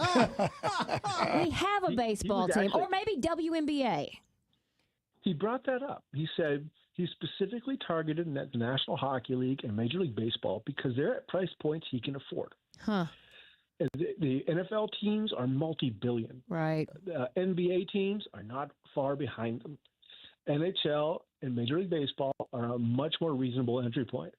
So when he's starting to build this empire, he specifically wanted to start at a place that he thought was achievable. So even in buying, multi-billion-dollar sports franchise, he's being prudent. Yeah. He's saying, I can't shoot for the moon here. So, but the local reaction to him is sort of just gotten to this incredulousness of, or they're not taking him seriously. But he's a very good businessman who seems to be making some really smart choices with what he does. Yeah, obviously. I mean, I've enjoyed talking to him every single time, and it feels like maybe he just has kind of stuck in his crawl about the Post-Dispatch a bit, because I know Channel 5 did several positive stories on the possibilities, almost to the chagrin of, some of the Augusta residents. So I guess you can always see it in another view. Of course, you can read more about what's happening in business news in our area online at bizjournals.com/St. Louis. Erik, thank you for sharing your conversation with him. It was really enlightening. Happy to do it. Are you prepared to take advantage of all the new changes in the tax law this year? Hi, I'm Jeff Zufall, Senior Tax Strategist and Wealth Advisor at Capital Advisory Group and the author of the #1 best-selling book on taxes, Keep What's Yours. My newest book, Keeping What's Yours, the Strategic Tax Planning Guide for the One Big Beautiful Bill, not only details the tax rules from the Tax and Jobs Acts, but also addresses many additional new benefits to both businesses and households. To get your copy today at capitaladvisorygrp.com or find it on Amazon. 4:38, Captain Paul. It's been kind of nasty on the roads. Is anything cleared up? Well, right now, no accidents, just some slow traffic. We've had a lot of accidents clear in the last few minutes. Eastbound traffic is jammed from the Poplar Street Bridge to 6470 interchange with between Exchange and Illinois 203. There's road work there. The ramp from 64 West to 5570, which is exit 3 on the east side, is closed for road work. 370 West and 141. Those two lanes are closed for emergency repairs with traffic backed up to St. Louis Mills. There's a stalled vehicle on 74 East before Route K, and we have the usual slowdowns on 64 West in front of Forest Park and on 55 South in the city. From the KTRS Traffic Center, I'm Captain Paul Kopsky on the Big 550 KTRS. Yesterday, we had Jorda Kimler in, and we were talking about how you're better suited to kind of move through the new year if you have a workout buddy or a health-conscious buddy. And as we approach Valentine's Day, maybe that's your significant other. Maybe it's your husband or wife or girlfriend or boyfriend. She said the fact is pretty simple. You'll see results, and you're more likely to maintain those results. Of course, Premier U can help you with all of it, because what's so cool about Premier U is you start with like these base levels. You go in and you run your blood test, and they can kind of look, is your thyroid off or your hormones off, and maybe eliminate some of those roadblocks you didn't even know you had. Premier U is all about the individual health of you. It's not cookie cutter. It is just for you. They treat you like you are your own person, the way you should be treated. So if you're ready to get back and love yourself a little bit more, check out Premier U. You can call them at 618-750-LIFE or go online to premierumed.com. Way back in time, if you had a leak in the roof of your hut, I imagine you had to find a tree close by, scale it, and then jump and hope you could get up there and see what was wrong. Then came the advent of the ladder. There was an easier way to get up there and see if something was wrong. And with modern technology, we finally get around to the drone. Now, the folks at Allen Roofing use those instead of trees and ladders. Send a drone up, find out if there's anything wrong with your roof, get some pictures, go over it with you, and see if there's a problem, how bad it is, what they could do, what it'll cost, or if everything's just fine, they will tell you that too. Boy, it's so nice we don't have to climb trees to look at our hut. Allen Roofing, embracing technology and doing quality roof repair, siding, gutters, everything for the outside of your home. Just ask Gronk. He was one of the first customers. It's Allen Roofing. Find him online at aroofing.net. I'm Farmer Dave, and here's my good friend and owner of MasterCars Inc., Alex Rosenberger, with today's hot MasterCars Inc. deal. Thanks, Farmer Dave. I'm combating wintertime blues by purchasing cool cars and motorcycles. Do you have a unique, low-mile, or super clean car you'd like to sell? Call me. I'm looking for Corvettes, Mustangs, Camaros, Harleys, Ducatis, Porsches, or anything super low-mile and super clean. Even everyday cars if they're exceptionally nice and well cared for. I'll come to you if you're in the St. Louis area, especially if you have more than one vehicle to sell. It's okay if you have a loan on it. We'll make the payoff. We make it easy. Hop on our site and submit your vehicle. We'll take it from there. So rev that motor and point your car in the direction of Mastercars Inc. and buy or sell today. 4100 Namioki Road in Granite City, or visit MastercarsInc.com to get more details. That's MastercarsInc.com. Are you a business leader searching for ways to streamline your daily operations?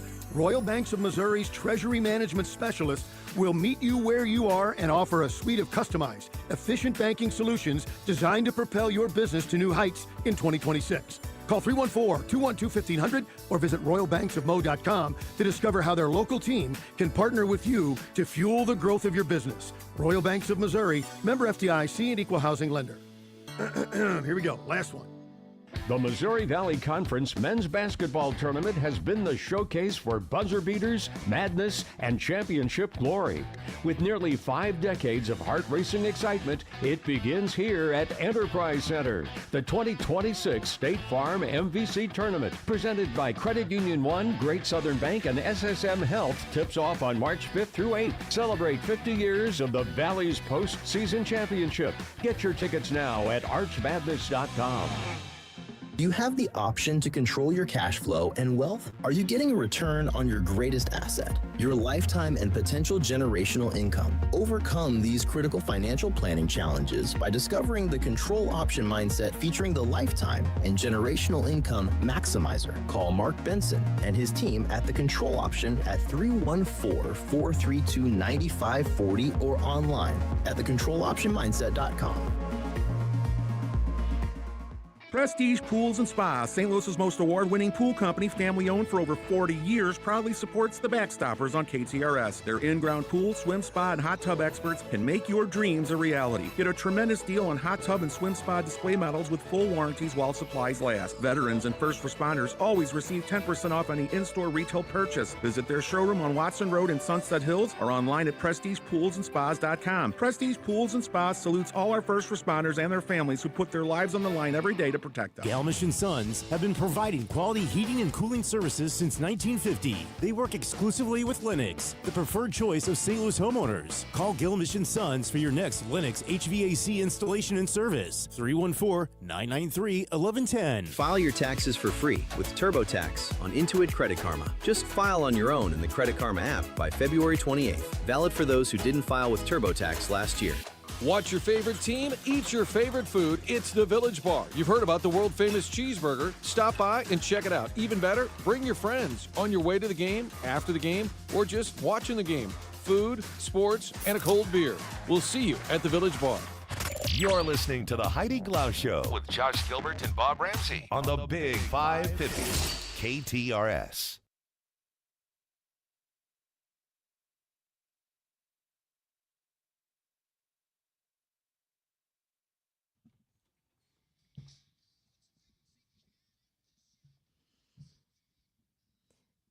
I think I've mentioned before how much I love the musical Six. It's, of course, Henry VIII's 6 wives, and they each tell their own story. Oh. And Henry VIII and Catherine of Aragon, of course, had one of those marriages that didn't last. He divorced her. He did not behead her.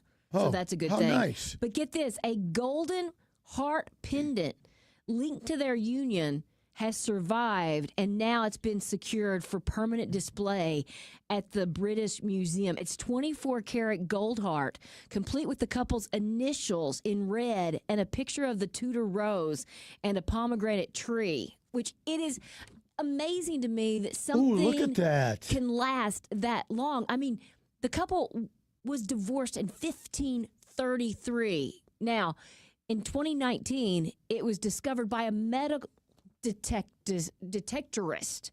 Is that not crazy? It was just in a field. In a field? In Warwickshire.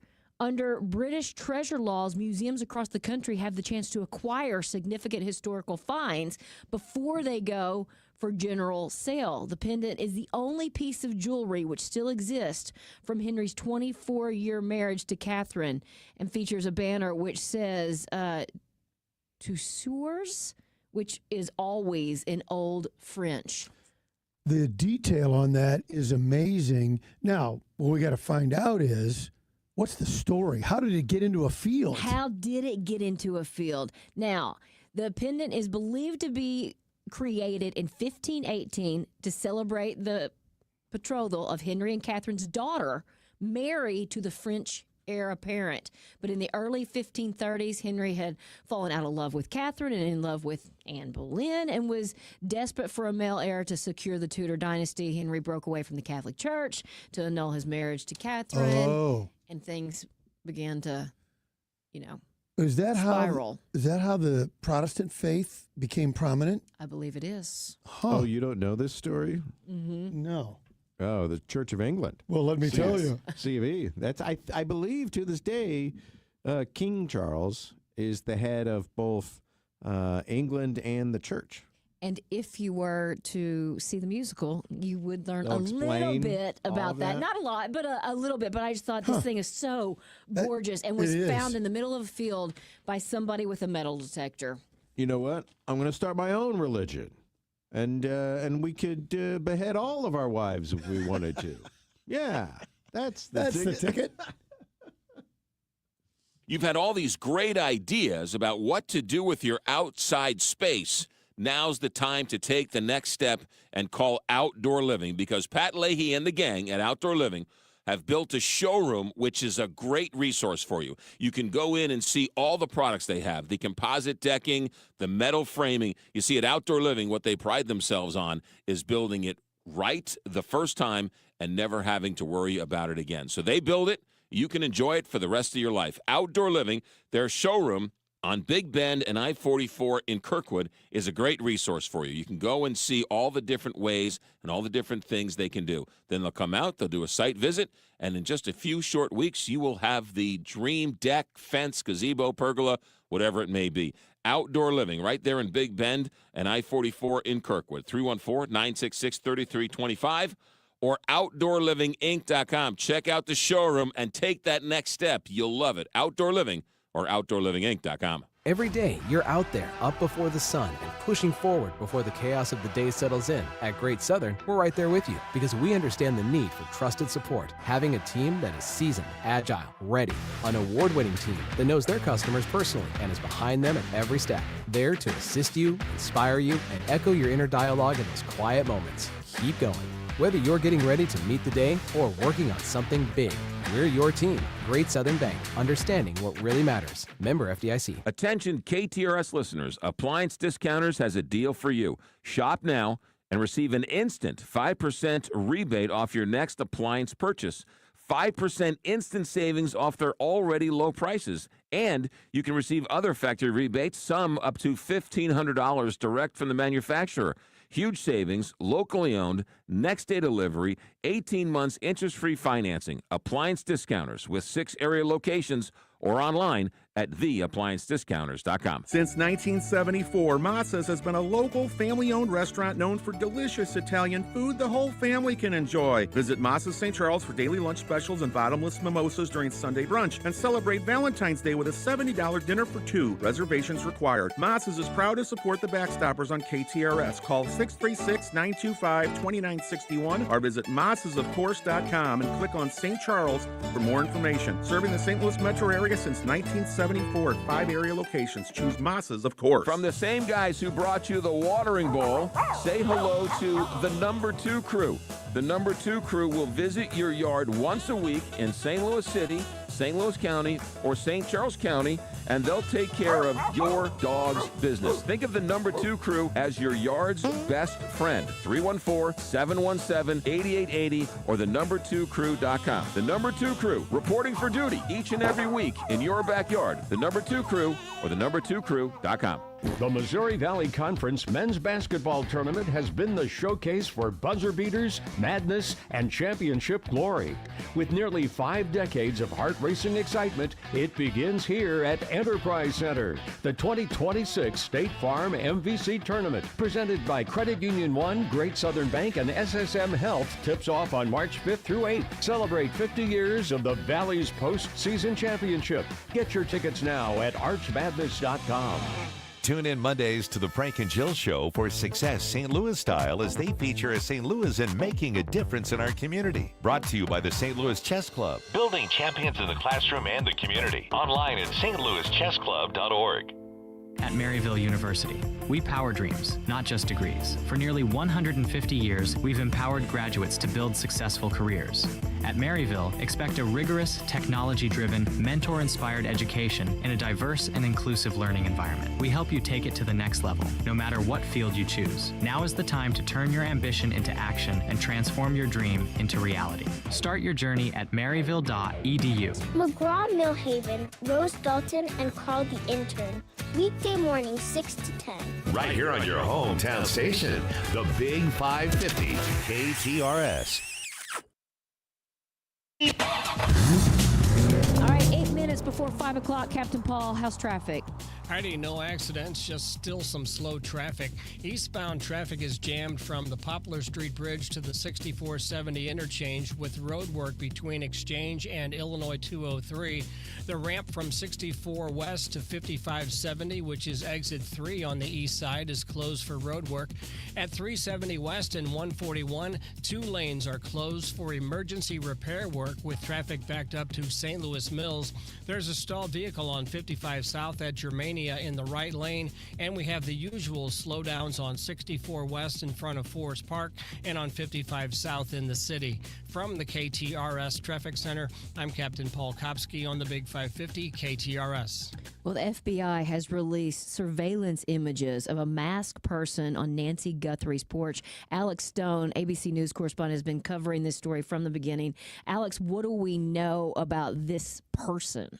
Anything well, not yet? a lot. It's a really chilling video and like something out of a nightmare. If you think of the boogeyman as a kid on your front doorstep, this is the boogeyman that totally covered in a ski mask, only his eyes and mouth showing. It looks like he has a little bit of facial hair on the upper lip and below the lower lip, but flashlight in his mouth, gloves on, zip-up sweatshirt, gun in his waistband, backpack on. But he's very calm in that he looks around and grabs brush off of just beyond the front porch to try to cover up the camera, and then that doesn't seem to work to block the camera's view. So then he uses his leather glove to mess with it, and then eventually rips it off and destroys it. But what's interesting in this whole thing and pretty incredible is that Google was able to even resurrect this, and it took time. We don't know how long law enforcement has had it. It hasn't been very long.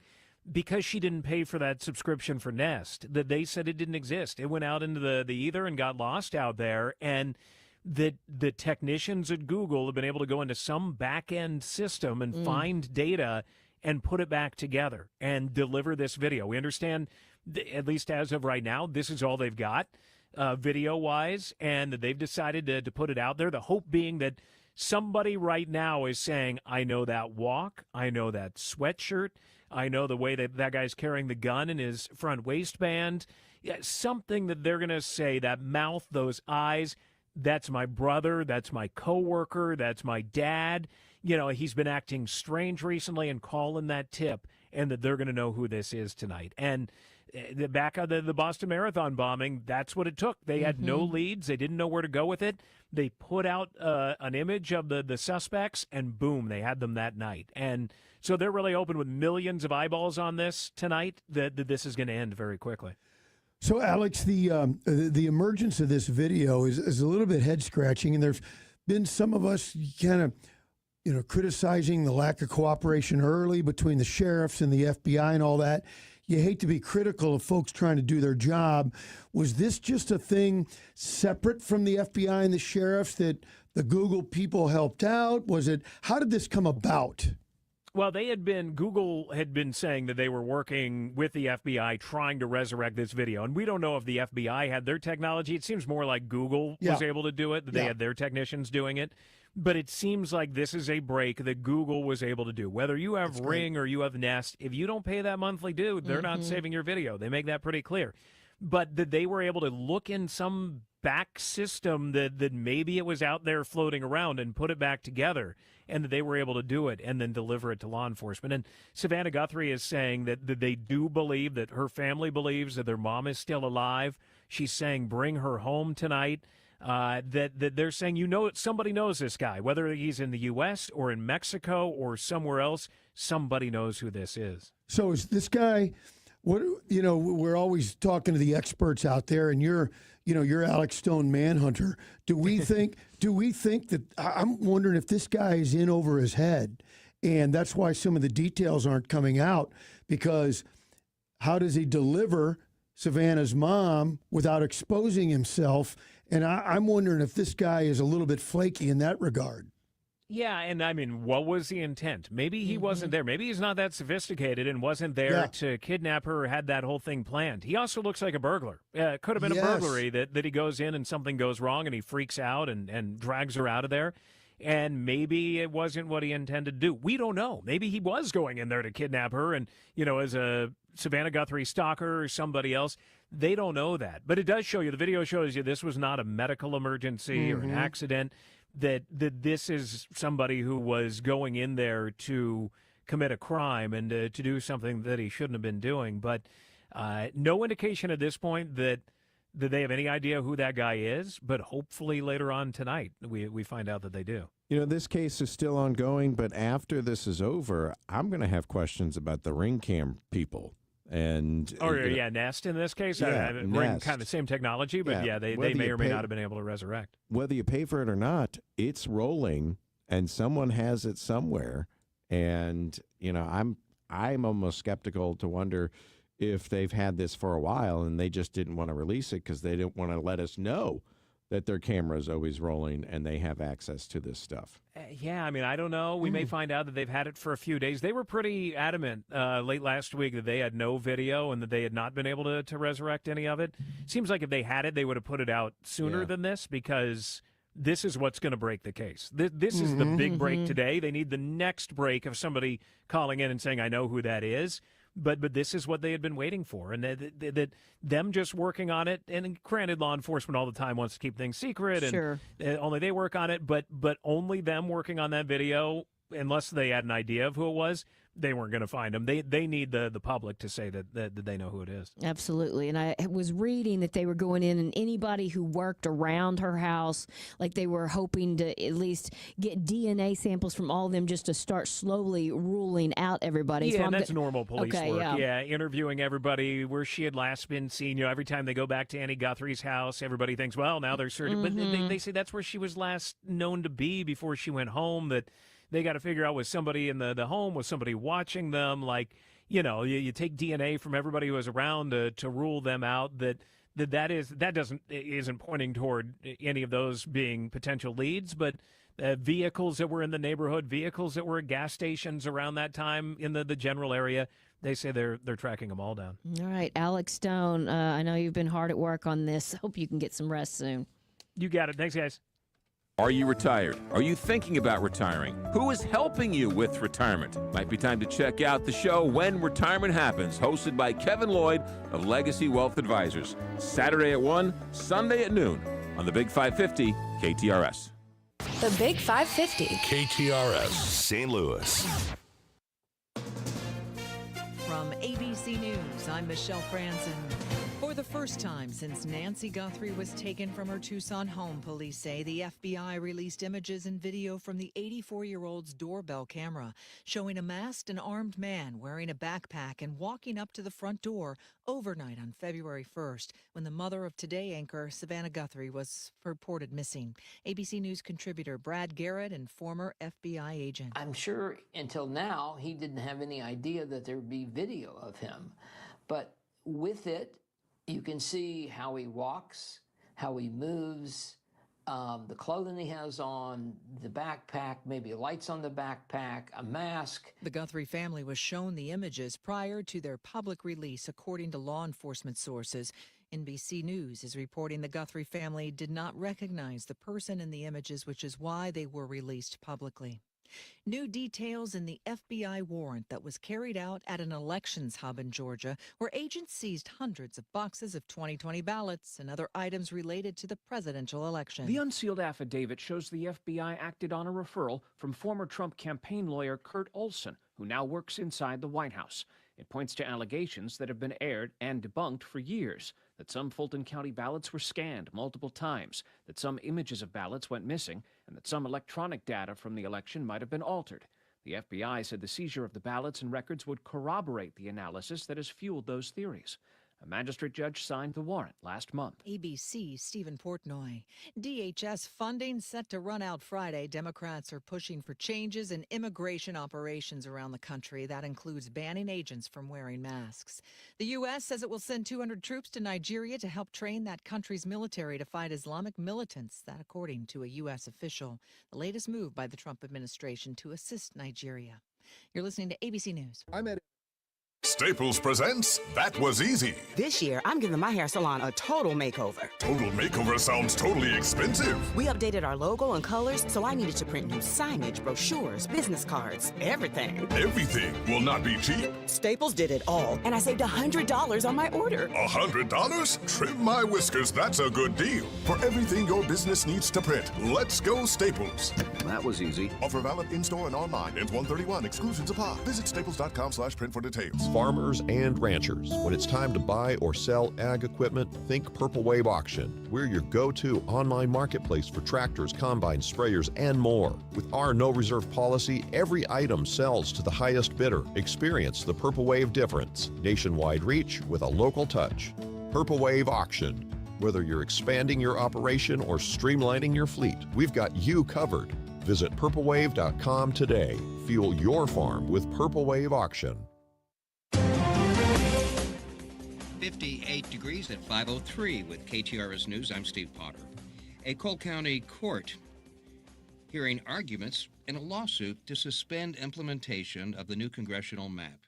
The ACLU of Missouri has filed a lawsuit against the state of Missouri and the Secretary of State for allegedly violating Missourians' right to referendum by attempting to enact the congressional maps before voters have the opportunity to approve or reject the measure. Missouri State Senator Joe Nicola has presented Senate Bill 1012 to the Missouri Senate Local Government Elections and Pensions Commission.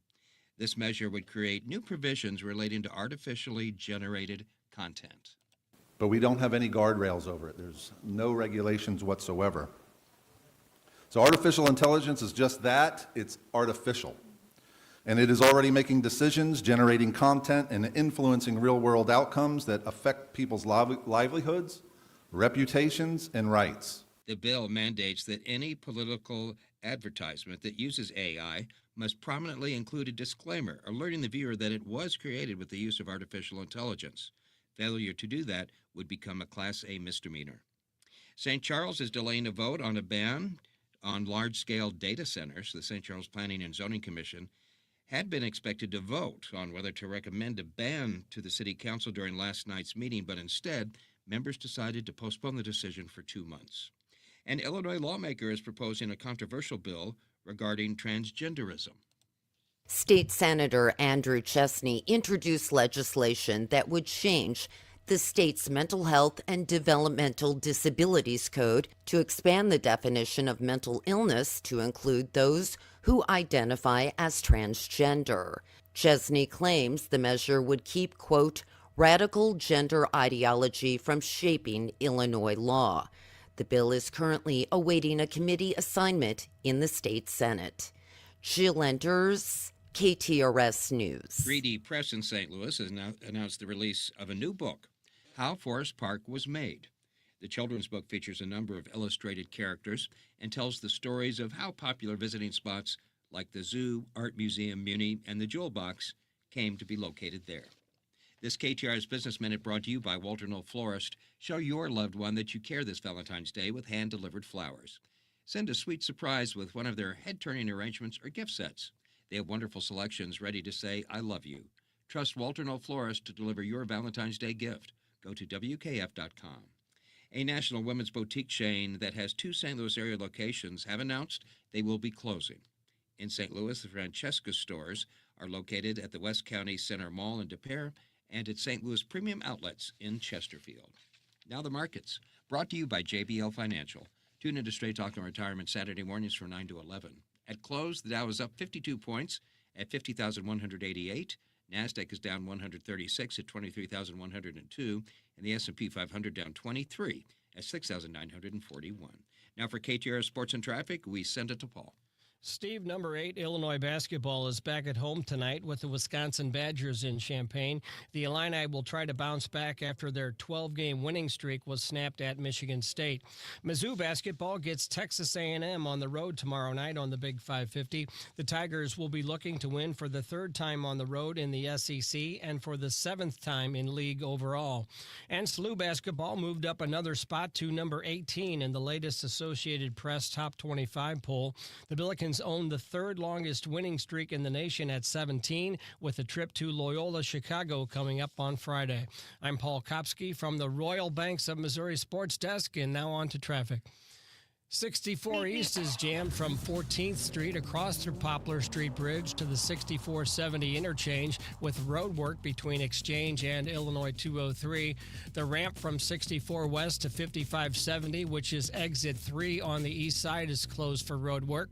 At 370 West and 141, 2 lanes are closed for emergency repair work with traffic backed up to St. Louis Mills. And we have the usual slowdowns on 64 West in front of Forest Park and on 55 South in the city. This traffic report is brought to you by the HBR Home Expo. Get ready for the biggest home expo of the season. The HBR Home Expo is happening February 27th, 28th, and March 1st. Free admission, free parking, pet adoptions, over 180 booths, and a massive $30,000 in prizes. Don't miss the HBR Home Expo. From the KTRS Traffic Center, I'm Captain Paul Kopsky on the Big 550 KTRS. Our forecast calls for mostly clear skies tonight and overnight low in the low 30s. Sunny tomorrow with a high of 51. At 5:08, fair skies, 58 degrees at the Gold Tower at Westport. Steve Potter, KTRS News, the talk of St. Louis. Get your season tickets now for the 2026 Stages St. Louis. The 2026 season is kicked off with the always hilarious 25th Annual Putnam County Spelling Bee. Then take a trip back to the 40s and 50s with Guys and Dolls. Stages will wrap up this year with the incredible true story of Come From Away. Call today to reserve your group's individual or season tickets. 314-821-2407. Or visit them online at stagesstlouis.org. That's stagesstlouis.org. Basement with a Y. That's Basement E. It's Basement T. Basement E? It's Basement T. Oh, Basement T. Basement T. I get it. That's the basement waterproofing and foundation repair experts at Woods Basement Systems. Right. The All Things Basement T experts at Woods Basement Systems will provide you a free estimate and dry out that wet basement and fix that cracked foundation. Call 800-388-9326 or go online to woodsbasementsystems.com. That's woodsbasementsystems.com. The Big 550 KTRS has supported the Backstoppers for the past 5 years, and they are stepping up again this year. In that spirit, and to raise money for this great cause, Gingham's Restaurant in St. Charles is proud to co-sponsor this event. Backstoppers provides approximately $2.5 million each year to support these heroes. Please join Gingham's Restaurant and KTRS to support this great organization. Mizzou basketball on the Big 550 KTRS is powered by Graybar. Graybar. On the run, Mitchell for the flush, Missouri by 20. This Wednesday, Mizzou travels to Texas A&M to battle the Aggies at 8 p.m. Pre-game begins at 7:30 p.m. Catch all the action right here on the Big 550 KTRS. Presented by Graybar for all your electrical and datacom solutions. Tries right baseline to the rim, jams it as he hangs.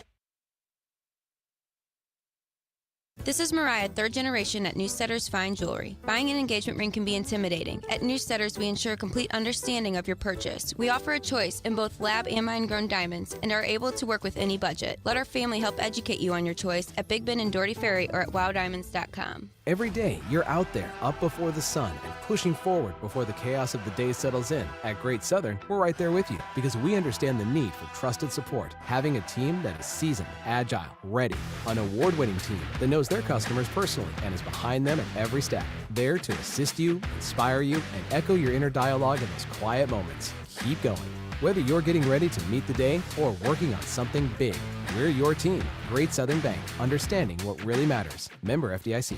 The boats are back at Missouri's premier boat and fishing show. February 20th through 22nd at America Center. Take advantage of screaming deals on hundreds of boats. Check out wake surf and pontoon boats, fishing boats and luxury cruisers, personal watercraft, and more. Enjoy non-stop entertainment. Live stingrays, pro angler demos. Get ready for fun in the sun At the St. Louis Boat and Fishing Show, February 20th through 22nd at America Center. go to stlouisboatshows.com for info. Kids are free.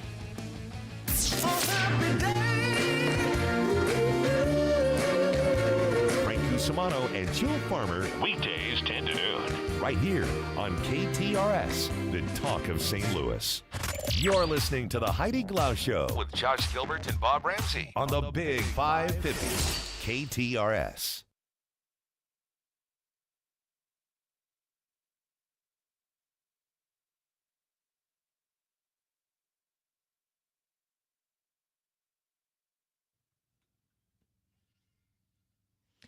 Since its inception in 1877, the Washington Post has maintained the reputation as one of the premier U.S. news organizations. What has gone wrong? Marc Fisher spent years with the paper as a columnist, a reporter, an editor, and he joins us with his take. Thanks for making time for us.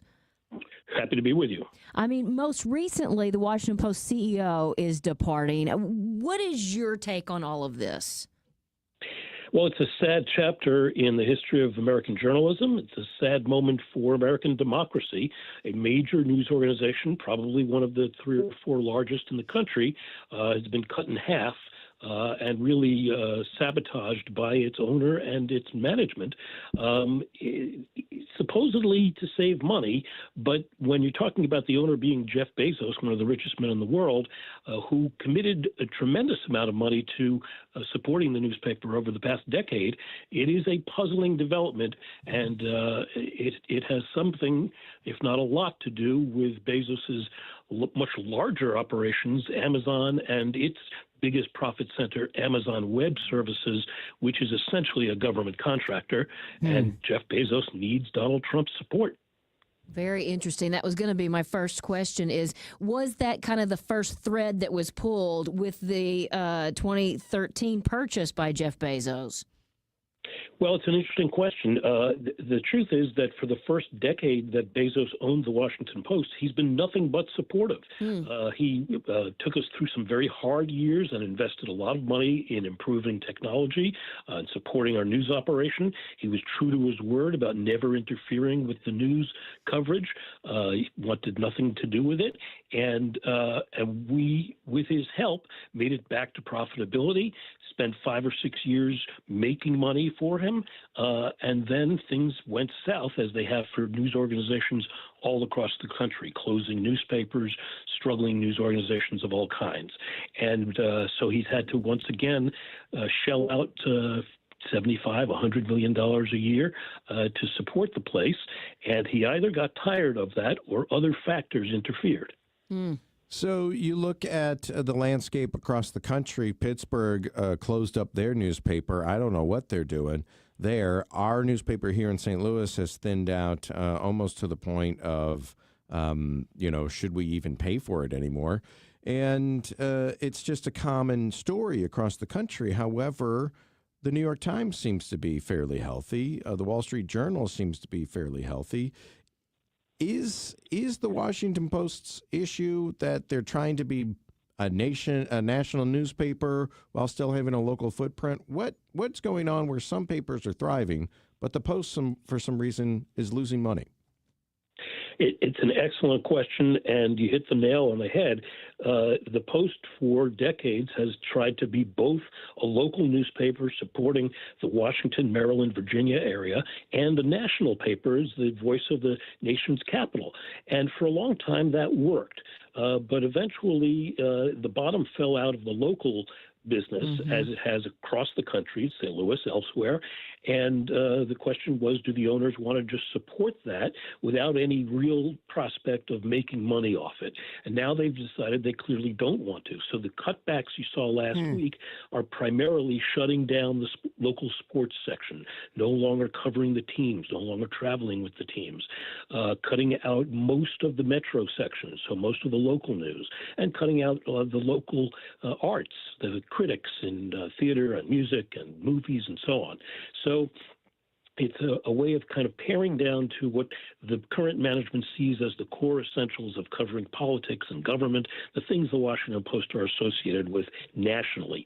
But you're right, the Times and the Journal have done well because they have diversified, something the Washington Post never did. The New York Times is making money these days. They're making money in good part because they also own The Athletic, which is a very popular sports site. They also provide Wordle, the word puzzles, and they also provide a bunch of other puzzles and a very good cooking section with a lot of huge bank of recipes. So they diversified beyond just the news, and it won them millions of paying subscribers. The Post never did that. So they cut out the sports section. As a sports guy, that was a real punch in the gut for a great newspaper. Does that fit into this maybe nefarious political narrative, or are the two things? Can both things exist? That maybe they're playing up for the political side, but also trying to save money, and they're not related. I think they're probably not related. I don't agree with the decision because sports is one of the main reasons people form the habit of subscribing to a newspaper or watching a TV news show. And sports is very important to most people. It's always been one of our most popular sections, and it was generally one of the best. I mean, the Washington Post sports section was generally considered one of the best in the country. So it's a tragic moment. It's a moment of deep concern to Washington's professional sports teams because they know that that's how people stay connected with the teams. They read the box scores, they read the columnists, they see the morning after analyses of the games. Well, now that's gone. The Washington Nationals, as of this moment, are the only professional sports team in America without a beat reporter covering them. Wow! And that's a big statement when you think about just 7 years ago when the Nats won the World Series. They had 7 full-time beat reporters from different news organizations covering them. Wow. So it's a big change. We're talking to Marc Fisher, a former columnist, reporter, and editor for the Washington Post. I'd mentioned the CEO stepping down. Any insight into what led to that? Yeah, that's a situation that, to be frank, there's been tremendous celebration among the staff about that.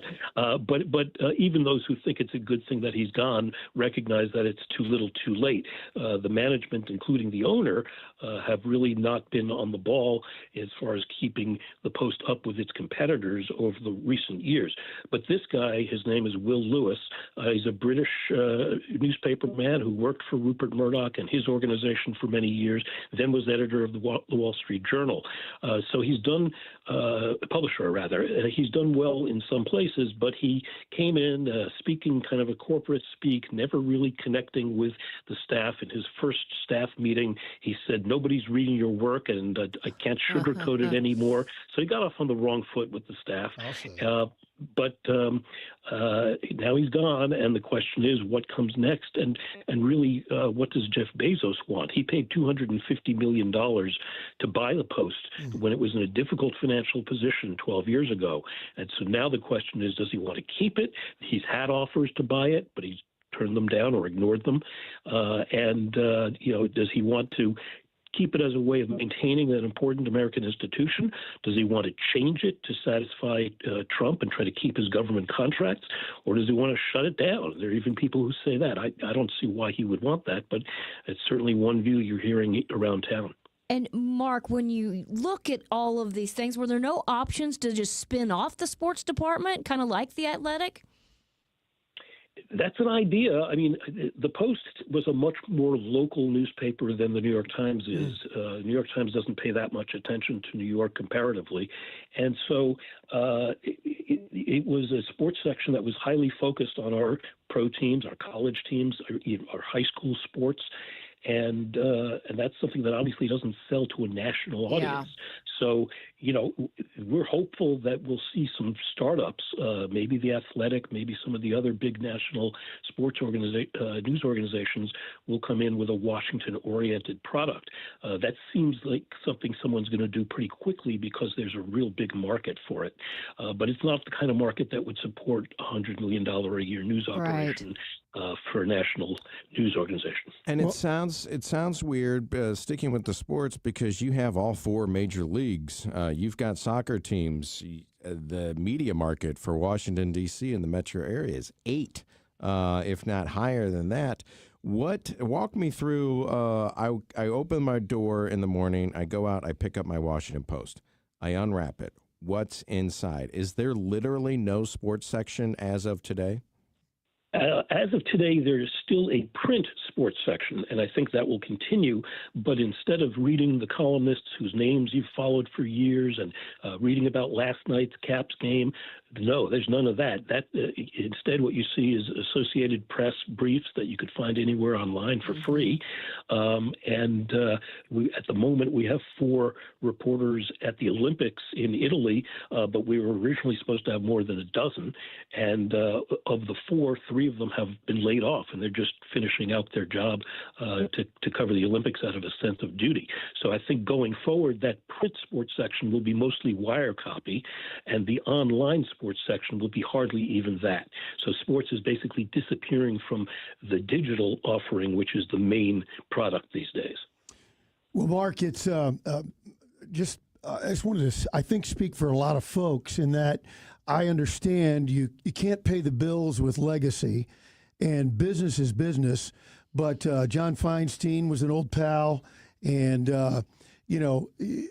Heidi mentioned going back to the origins of the Post in the 1800s, but almost anybody in America who pays attention understands Woodward and Bernstein and the journalism and the ethics at their peak, and to see this fade and go away, it's mind-boggling and hard really to digest. It really is. And it's, I should point out that there are still hundreds of editors and reporters who are taking a really strong, aggressive approach to covering politics and the government the way they always do, covering both sides and covering it well. So that part of the operation is still going strong. It's these other parts that were really the heart of the emotional connection between the Post and its city. And that's the part that's going away, which saddens me as somebody who's been there for 4 decades. But it's happening all across the country, and Washington is now no exception. When did you start at the Washington Post, and what's it been like over the last 40 years watching what most newsrooms have gone through? Well, I started in 1986, so a long time ago, and I've done a little bit of everything. I was a foreign correspondent. I was a local columnist. I was an editor and a national political reporter. And it's been just the ride of a lifetime. I mean, to come into a newsroom that was run by Ben Bradley, Woodward was still in there on the weekends. So cool. Brought us ice cream on Saturdays. And it was just a stirring, inspiring place where there was a tremendous premium put on just getting the story no matter where it led. And, it was less divided times, but certainly we had this enormous penetration, an enormous percentage of readers in the area, residents in the Washington area who got the Washington Post. And so it was a real community building kind of institution.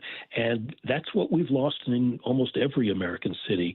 And there are some interesting studies that look at what happens when the newspaper dies in a city. And the answer is voting numbers go down, the number of people running for office goes down, civic involvement, being involved with your neighborhood associations, all of that declines enormously when there's not a newspaper saying, hey, people are upset about this in this neighborhood and people are trying to build something else in that neighborhood. If you don't have that common core of information, that common foundation, you don't have a community. And Marc, that is such a great point, because we talk about some of the city's newspapers getting smaller, but then you talk about a small town newspaper where maybe it was just published once a week, and that really has dwindled away. I mean, what a fantastic feather in your cap to have so many roles at the legendary Washington Post. I'm wondering, do you have one favorite story you could share that you covered? Wow, that's a great one. It goes back some years, but I covered Washington's mayor, Marion Barry, back in the day. Oh, no. And yes. I was there when our reporter was watching the hotel where we'd gotten a call saying he was visiting with a lady of the evening who was providing him with crack cocaine. And we caught him on the way out of the building and confronted him.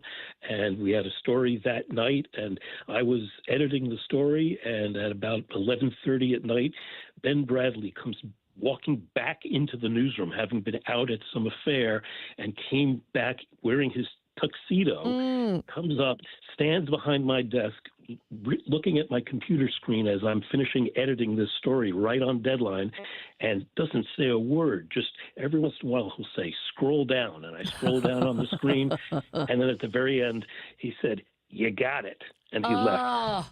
Oh, that's a movie scene. Yeah, it sure is. I was thinking I could see it all happening. Oh, man. Wait, was he smoking at the time? No, he wasn't. But it's rare that a real person lives up to their movie depiction. But in his case, every bit of the whip. That's cool. And when did he leave the Post? When did his tenure? He retired as executive editor in 1994 or thereabouts, but he was still in the building and a vice president of the company until he passed away about a decade later. Wow. Well, Marc Fisher, thank you so much for joining us, and thank you for all of your hard work. We really appreciate it. Thank you. I mean, you took the words right out of my mouth. I mean, you could just see it all happening. I mean, how cool is that? I'll tell you what, you can actually step into your own memory and come with me to Iceland this October. It's going to be a dream come true, and I think we'll probably be making moments that could be a movie. It's going to be so much fun. Like I mentioned, we're going in October 23rd to be exact, and hopefully, fingers crossed, we're going to see Iceland's magical northern lights. We're going to travel and see the steaming lava fields and the massive glacier-sculpted mountains and the valleys. You've got waterfalls. You've got the Blue Lagoon. You've got the black volcanic sand beach. I mean, all of it is just going to be something that you won't see anywhere else. That's what's so exciting about traveling to Iceland. The better part of all of this, you don't have to worry about a thing. I mean, Colette handles all of it, the flights, the hotels, the meals, all of those local experiences that allow us to touch and smell and see things. Our only job is to have a really good time, and I can guarantee you I'm going to do everything in my power. So join me actually tomorrow night. Myself and Colette are going to meet at the Altair Travel Living Room at 6 o'clock. Still time to sign up. You can call Altair. Just leave them a message. Tell them you're coming. 314-968-9600. You can also go to our website to learn more, ktrs.com. Oftentimes we talk about make sure you support local, and of course you want to support local, and when you support local and you need windows and doors, you call Larry Thornton and Joe Thornton from the Window Store, 314-739-0002. Why? Well, because they support local and you support local, right? And you're supporting your neighbor to make sure the job is done right. They go the extra mile. In fact, somebody called up Larry Thornton the other day looking for new windows. Larry went out to the house and said, "You don't need new windows. These windows are fine. Thank you very much. Call me back some other time." The other reason why you support Larry Thornton at the Window Store, 314-739-0002, is because local companies support charities. And the Window Store is a proud sponsor of the KTRS Radiothon to support Backstoppers. So a local company that'll do it right with great windows and great doors, and they give back to the community, and big supporters of Backstoppers. You need windows, you need Window Store, wswindow.net. New tax resolution firms are popping up every day with high-paid celebrity endorsers, advertising ridiculous claims in their TV ads. That's why they have the tiny, unreadable disclaimers at the bottom of the screen. Hi, this is Lance Drury with the Lance Drury Law Firm. Our ads never have those ridiculous, fast-talking, tiny disclaimers at the end because, simply put, there are no guarantees when it comes to the IRS and wiping out tax bills. And we don't make promises we can't keep. Of course, there are ways the Lance Drury Law Firm can help resolve your tax debt, but no company can guarantee it will eliminate it. This is why their clients call the Lance Drury Law Firm when those promises don't pan out. If you have tax problems, you have legal problems, call me, Lance Drury in St. Louis at 314-260-6120 or visit Lance, D-R-U-R-Y, law.com to schedule your free consultation with your local tax resolution law firm. The choice of a lawyer is an important decision and should not be based solely upon advertisements. When it comes to heart disease and stroke, early detection saves lives. The Missouri Wise Woman program was created to do the same. Designed for women aged 35 to 64 who are uninsured or underinsured. Wise Woman offers free health screenings for blood pressure, cholesterol, and diabetes for eligible women. Wise Woman helps you understand your risk and provides resources to help you make healthy changes. See if you qualify at health.mo.gov/wisewoman, all in one word. This message is brought to you by the Missouri Department of Health and Senior Services. The Missouri Valley Conference men's basketball tournament has been the showcase for buzzer beaters, madness, and championship glory.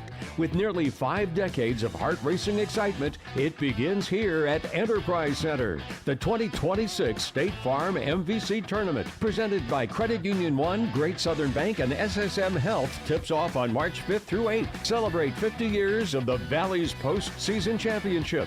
Get your tickets now at archmadness.com.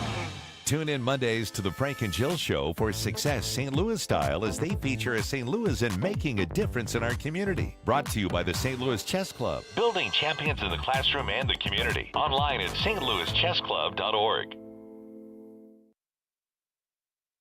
Meep, meep.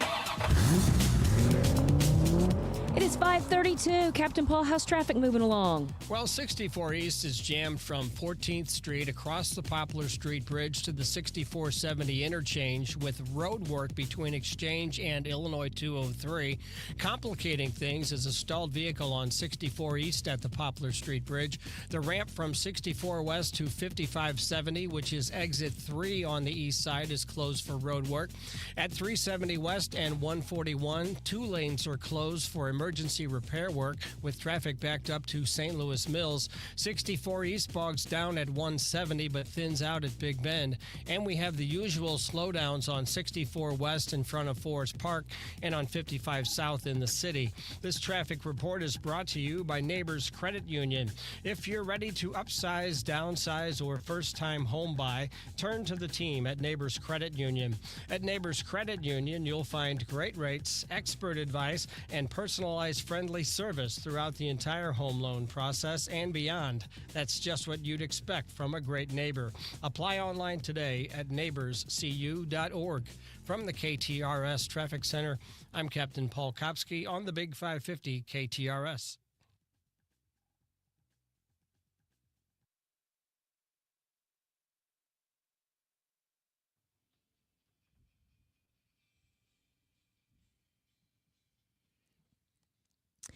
So I've been holding on to this story because I really needed Bob's help with it. You know, over the last couple of years, Karen memes have flooded the internet. Now there's a label for guys of the same. And, you know, there for a while we just said male Karen. Well, now it's Josh. And the new report. You're making this up. No, I'm not. It is right here in my hands.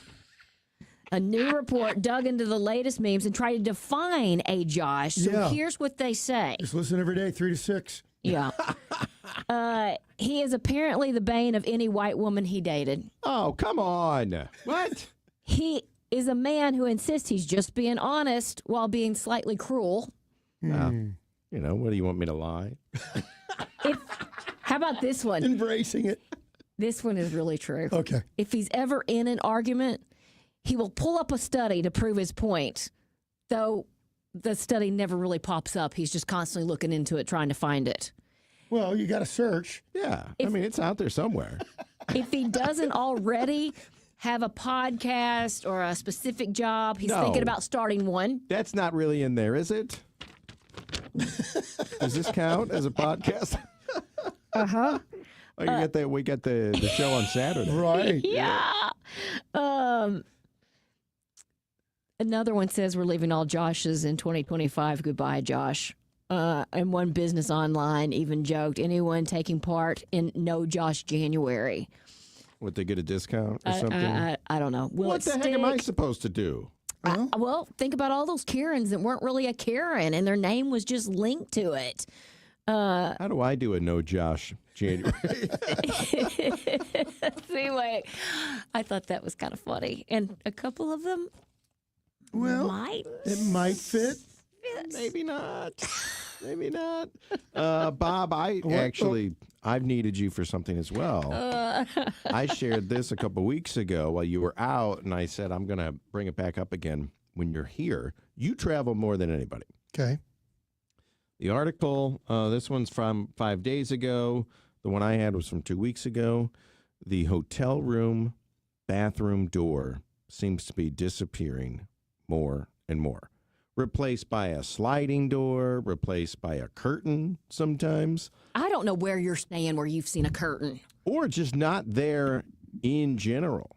So have you noticed? I have not experienced that. But you stay in kind of like, do you guys stay in the same hotel chain every time? We're mostly Marriott, some Hilton. Okay. Mostly Marriott. But occasionally we'll even the upgraded ones are still Marriott in that Marriott Bonvoy chain. Yeah. I have not seen that. Okay. What I have seen, and I really like, the walk-in showers, you don't they're big, you don't have to close the thing. Yeah. It's just open. You're in there, Josh, you're unfettered. Yeah. It's unbelievable. I like those as well. Yeah. I actually don't like those.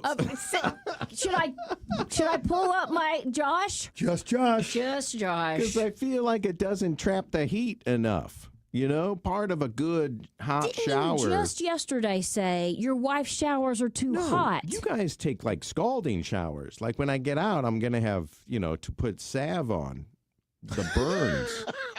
But a good shower. So sensitive. You can still steam up the bathroom. Yes. Has a good steam going on. Unless, to Heidi's point, or your point, there's no door. There's no door. Then the steam escapes. No, I haven't seen that. But if I do, I'll report on it. Yeah, those walk-in showers without doors or anything, it feels like you're back in high school, and it's after gym class, Yeah. It's too wide open. My kids can't believe that we showered in big groups like we're in the state pen. Yeah. It is kind of mind-boggling when you think back to it. Think about it back all those days, and it was just, Well, I never did that. I never, I always scheduled my gym to be, is the Coach, sixth, I demand a private shower. the 6th hour, and then afterwards I'd go home. So, Well, you could do that. If you just strategically, I can't imagine these kids that get to school at 7:30 in the morning and are immediately thrust into gym class. I know. That would be brutal. Right? Even second, Brutal. third hour. Yeah. Anything tough before one. lunch, no thanks. Over the years, Lordo's has become part of the family for many, many St. Louis families. For 80 years, they've been helping St. Louis families with all of the jewelry needs, whether it's the diamond ring, a diamond ring, maybe something for St. Patrick's Day, something for an anniversary, Valentine's Day. Throughout the years and throughout the calendar, it's Lordo's as your go-to. Whether it's men or women, you want to repurpose something or buy something new, Lordo's Diamonds in the heart of Ladue on Clayton Road. You see, it's a family business. The family's been running it for years, and they learned it from their father, who learned it from their father. And so that family jeweler, it's where generations of St. Louisans go. Grandparents have gone there. Your grandkids will go there. Right there in Ladue on Clayton Road, across the street from a Norman Rockwell-esque firehouse, is Lordo's Diamonds. Go in, make a friend, and make them your family jeweler, because you can thank me later. 314-432-8008 or online, lordosdiamonds.com. Sure, AAA are the folks who can get you back on the road when you have a flat tire. They can also provide quality and affordable home and auto insurance. But when you think of AAA, think of this too, AAA Travel. Hi, it's Julie Buck, and AAA Travel is ready to plan your next trip or vacation. And you don't have to be a member to enjoy their services. Of course, membership does have its privileges. To find a AAA advisor near you, just visit AAA.com/travel. Remember, the internet is for looking. AAA.com/travel is for booking. Way back in time, if you had a leak in the roof of your hut, I imagine you had to find a tree close by, scale it, and then jump and hope you could get up there and see what was wrong. Then came the advent of the ladder. There was an easier way to get up there and see if something was wrong. And with modern technology, we finally get around to the drone. Now, the folks at Allen Roofing use those instead of trees and ladders. Send a drone up, find out if there's anything wrong with your roof, get some pictures, go over it with you, and see if there's a problem, how bad it is, what they could do, what it'll cost. Or if everything's just fine, they will tell you that too. Boy, it's so nice we don't have to climb trees to look at our hut. Allen Roofing embracing technology and doing quality roof repair, siding, gutters, everything for the outside of your home. Just ask Gronk. He was one of the first customers. It's Allen Roofing. Find him online at aroofing.net. You're listening to the Heidi Glaus Show with Josh Gilbert and Bob Ramsey on the Big 550 KTRS.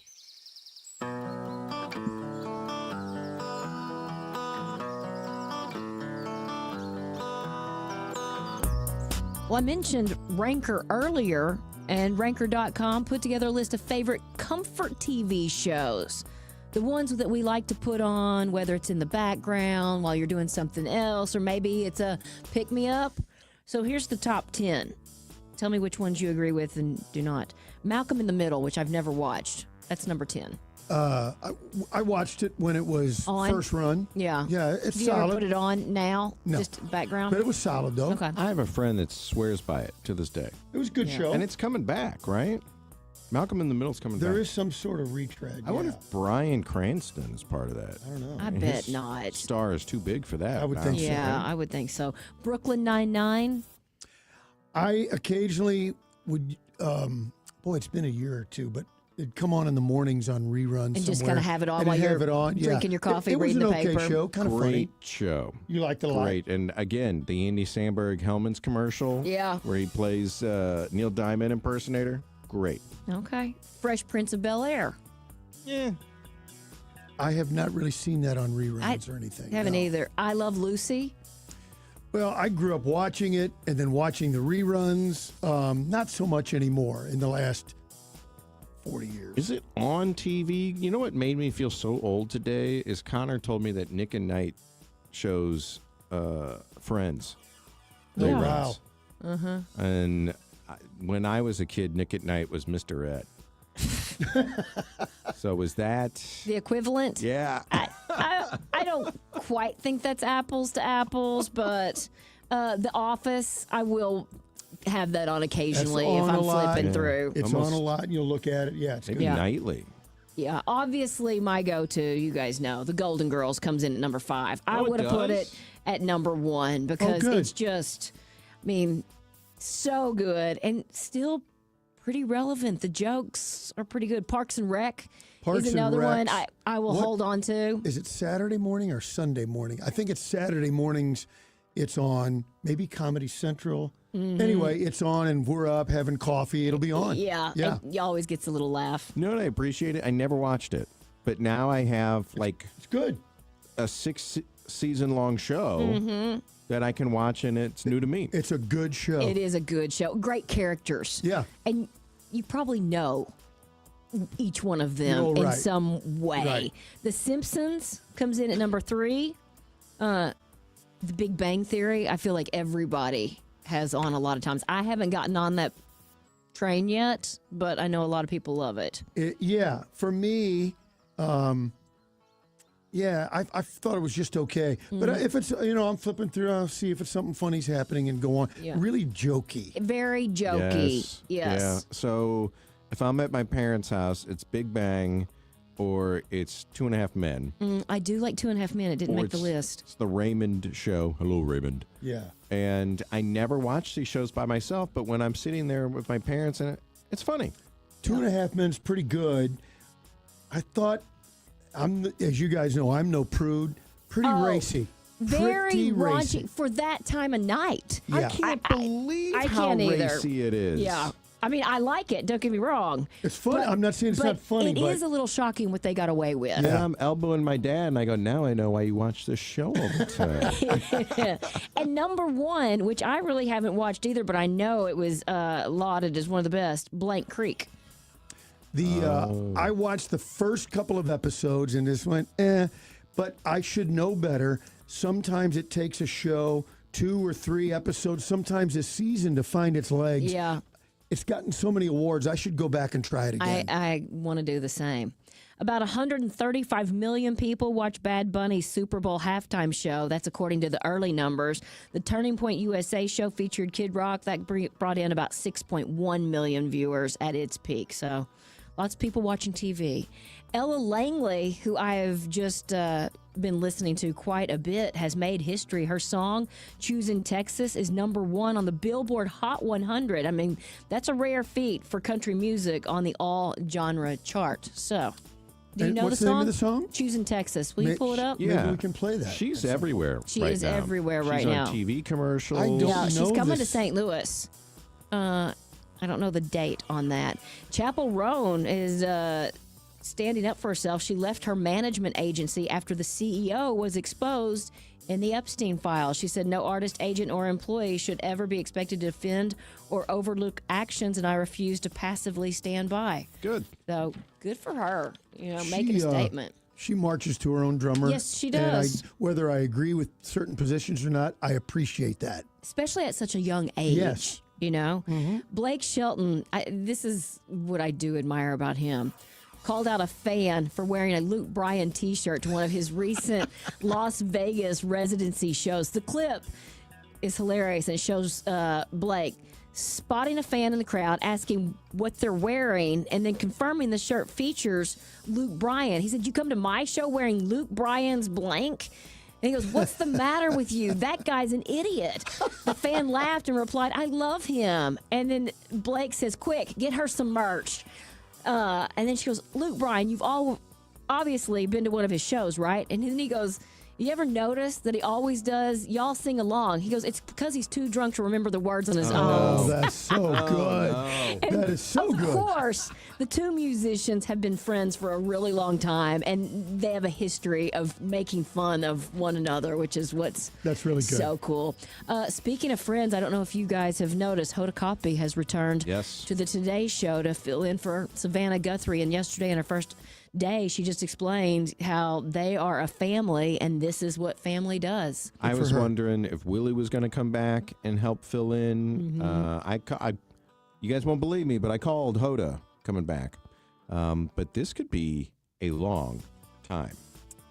Yeah, whatever it takes for her to kind of get grounded again. I can't imagine having to go through that. I can't either. I hope it's something none of us ever have to. The Musicians Hall of Fame and Museum just revealed its 2026 inductees from the country music world. Dolly Parton, Keith Urban, and producer Dan Huff, who's been on so many records, will be honored. And how about this? Pink is set to guest host the Kelly Clarkson Show for a special week of episodes celebrating Women's History Month. That begins March 2nd. She'll be the first guest host to, following the news last week that Kelly's show would end with the current 7th season. Is this a guest host gig or a tryout? Well, you be the judge. I think she could do that job. I think she probably could too. So we'll see, but I'm with you on that one. I would say this is going to be a test run for a lot of people.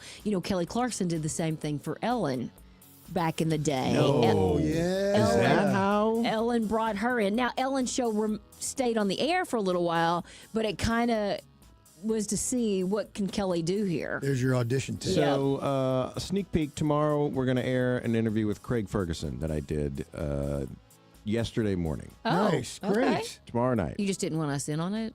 No, it was at 10:15 in the morning. No, you made the right call. Agreed. Thanks. Okay, Yeah. right. One of the first questions I asked him is, what's it like doing with Kelly Clarkson dropping out? And I can't believe Drew Barrymore still does it every single day. What was it like doing a daily show? And he goes, ultimately, it's the reason I left. It's too hard. It's too much of a grind. Yeah. It's too much. People don't understand the work that goes into that and being on the Every day. entire time. When he was on Drew Carey, he has a hiatus in the summer. Yeah. He'd get a week maybe on a talk show like that. Yeah, it's rough. Austin Butler will star in a Lance Armstrong biopic, and then two-time Oscar nominee Coleman Domingo will play the Nat King Cole biopic. He is, of course, going to play Nat King Cole, and it's called Unforgettable. How could it not be? He's also a co-writer and a producer, so that could be good. That could be good. Birthdays? Birthdays. This is one that's going to be hard for you guys, and only our younger listeners Yara Shahidi.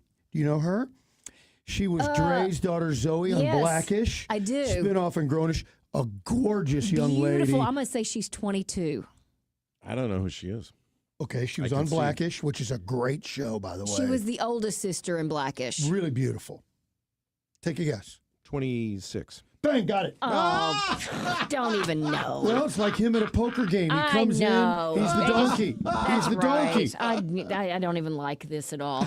All right. How about actress, director, really terrific, very talented Elizabeth Banks? Ooh, Elizabeth, she is talented. I used to not like her, and then now I love her. Yeah. Yeah. I think she's 53. 56. You get it? 52. Oh, I almost said 52 because I thought she was my age. Dang it. From Jurassic Park and a million other things, Laura Dern. Oh, she was in that commercial on the Super Bowl. 62. She is 66. 59. All right, two more quick ones. Go to the world of sports. One of my all-time favorite golfers, the Shark, Greg Norman. Oh. 81. 74. 71. So I gave him 10 extra years? Yeah, Sorry, Greg. Well, that white blonde hair maybe made him look older. Winner of 7 gold medals in the 72 Olympics, Marc Spitz. Now, he's not older than Greg Norman. 72 Olympics. Oh, okay. 74. Holy cow. Heidi, what year were you born? 73. 77. You got it, 76. Wow. Those are the birthdays for I'll today. tell you, not quite as old as those last two, but Dalco Home Remodeling has been around for more than 50 years, which is pretty darn impressive. I mean, a lot of businesses hang on that long. And from the beginning and still today, Dalco is really focused on customer service, something that I think a lot of companies have forgotten, not Dalco Home Remodeling. And they can do a lot. If you have any sort of project on the horizon, whether it's a new door, maybe switching out your patio doors for beautiful French doors, maybe you want energy-saving replacement windows, they can do that. They can do roofs, and they can do a complete bathroom remodel. So call Dalco Home Remodeling at 314-298-7300 or go online to dalcohomeremodeling.com. 7 minutes before 6 o'clock. Let's get one final check of traffic with Captain Paul. Heidi, 6455 East is jammed from the Poplar Street Bridge to the 6470 interchange with road work between Exchange and Illinois 203. The ramp from 64 West to 5570, which is exit 3 on the east side, is closed for road work. At 370 West and 141, 2 lanes are closed for emergency repair work with traffic backed up to St. Louis Mills. 64 East is just a little slow around 170. We have a stalled vehicle on 44 East before 141, and we have the usual slowdown on 64 West from Kings Highway to Clayton Skinker. This traffic report is brought to you by the St. Louis Boat and Fishing Show. It's the premier show for boaters, fishermen, and anybody else that loves the outdoors. The St. Louis Boat and Fishing Show at the Americas Center, February 20th through 22nd. See the boats, pet live stingrays. Visit the Cardinal Cowboy, trophy whitetail deer mounts, and more. Visit stlouisboatshows.com for more info. From the KTRS Traffic Center, I'm Captain Paul Kopsky on the Big 550 KTRS. Are you prepared to take advantage of all the new changes in the tax law this year? Hi, I'm Jeff Zufall, Senior Tax Strategist and Wealth Advisor at Capital Advisory Group, and the author of the #1 best-selling book on taxes, Keep What's Yours.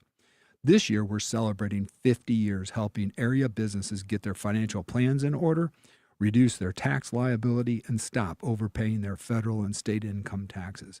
I'm also launching my newest book, Keeping What's Yours, the Strategic Tax Planning Guide for the One Big Beautiful Bill.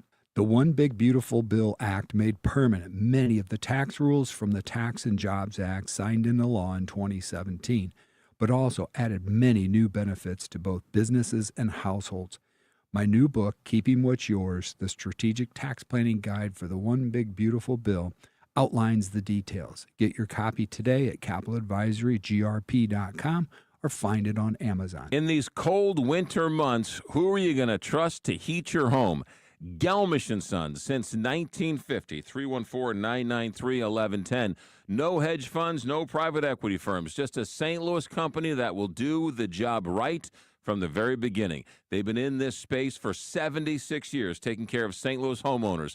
They'll fix any make and any model. They'll install a new Lennox, and they'll take care of you in these cold winter months. Gelmish & Sons or GelmishandSons.com. When you want to send flowers to a loved one for a birthday, anniversary, or that special occasion, call your friends at Walter Knoll Florist. Walter Knoll is family-owned and operated and offers custom designs by expert designers. A huge inventory and selection that only the largest florist can offer, with quality and care that no grocery store florist can meet. They have several locations in the St. Louis metro area to serve you. Order online today at WKF.com. That's WKF.com. Walter Knoll Florist, your personal florist since 1883.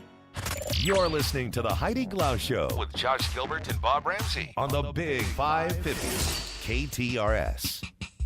All right, this has been fun, but it's time to wrap things up with a couple randoms. All right, believe it or not, people driving below the speed limit are more likely to get in an accident than people driving above. No doubt. I believe that. I think it depends on how much above you're Why are you going. looking at Heidi and me? I was going to say, and Josh. again, He's why being a so Josh. judgy?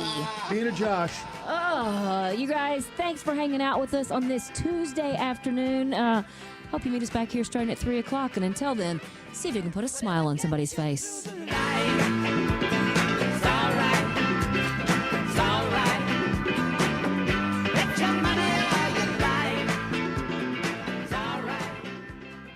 With over 30 years of experience in top-quality senior living, McKnight Place Assisted Living knows how to help its residents live fulfilling lives. The professional staff gets to know all residents and their families. McKnight Place Assisted Living has become known for its high-quality amenities, personalized services, and expert care. But its history of making people a priority is what really sets it apart from many other senior communities. That starts with the residents and extends to their loved ones. 314-993-3333 or visit them at mcknightplace.com. You've had all these great ideas about what to do with your outside space. Now's the time to take the next step and call Outdoor Living, because Pat Leahy and the gang at Outdoor Living have built a showroom which is a great resource for you. You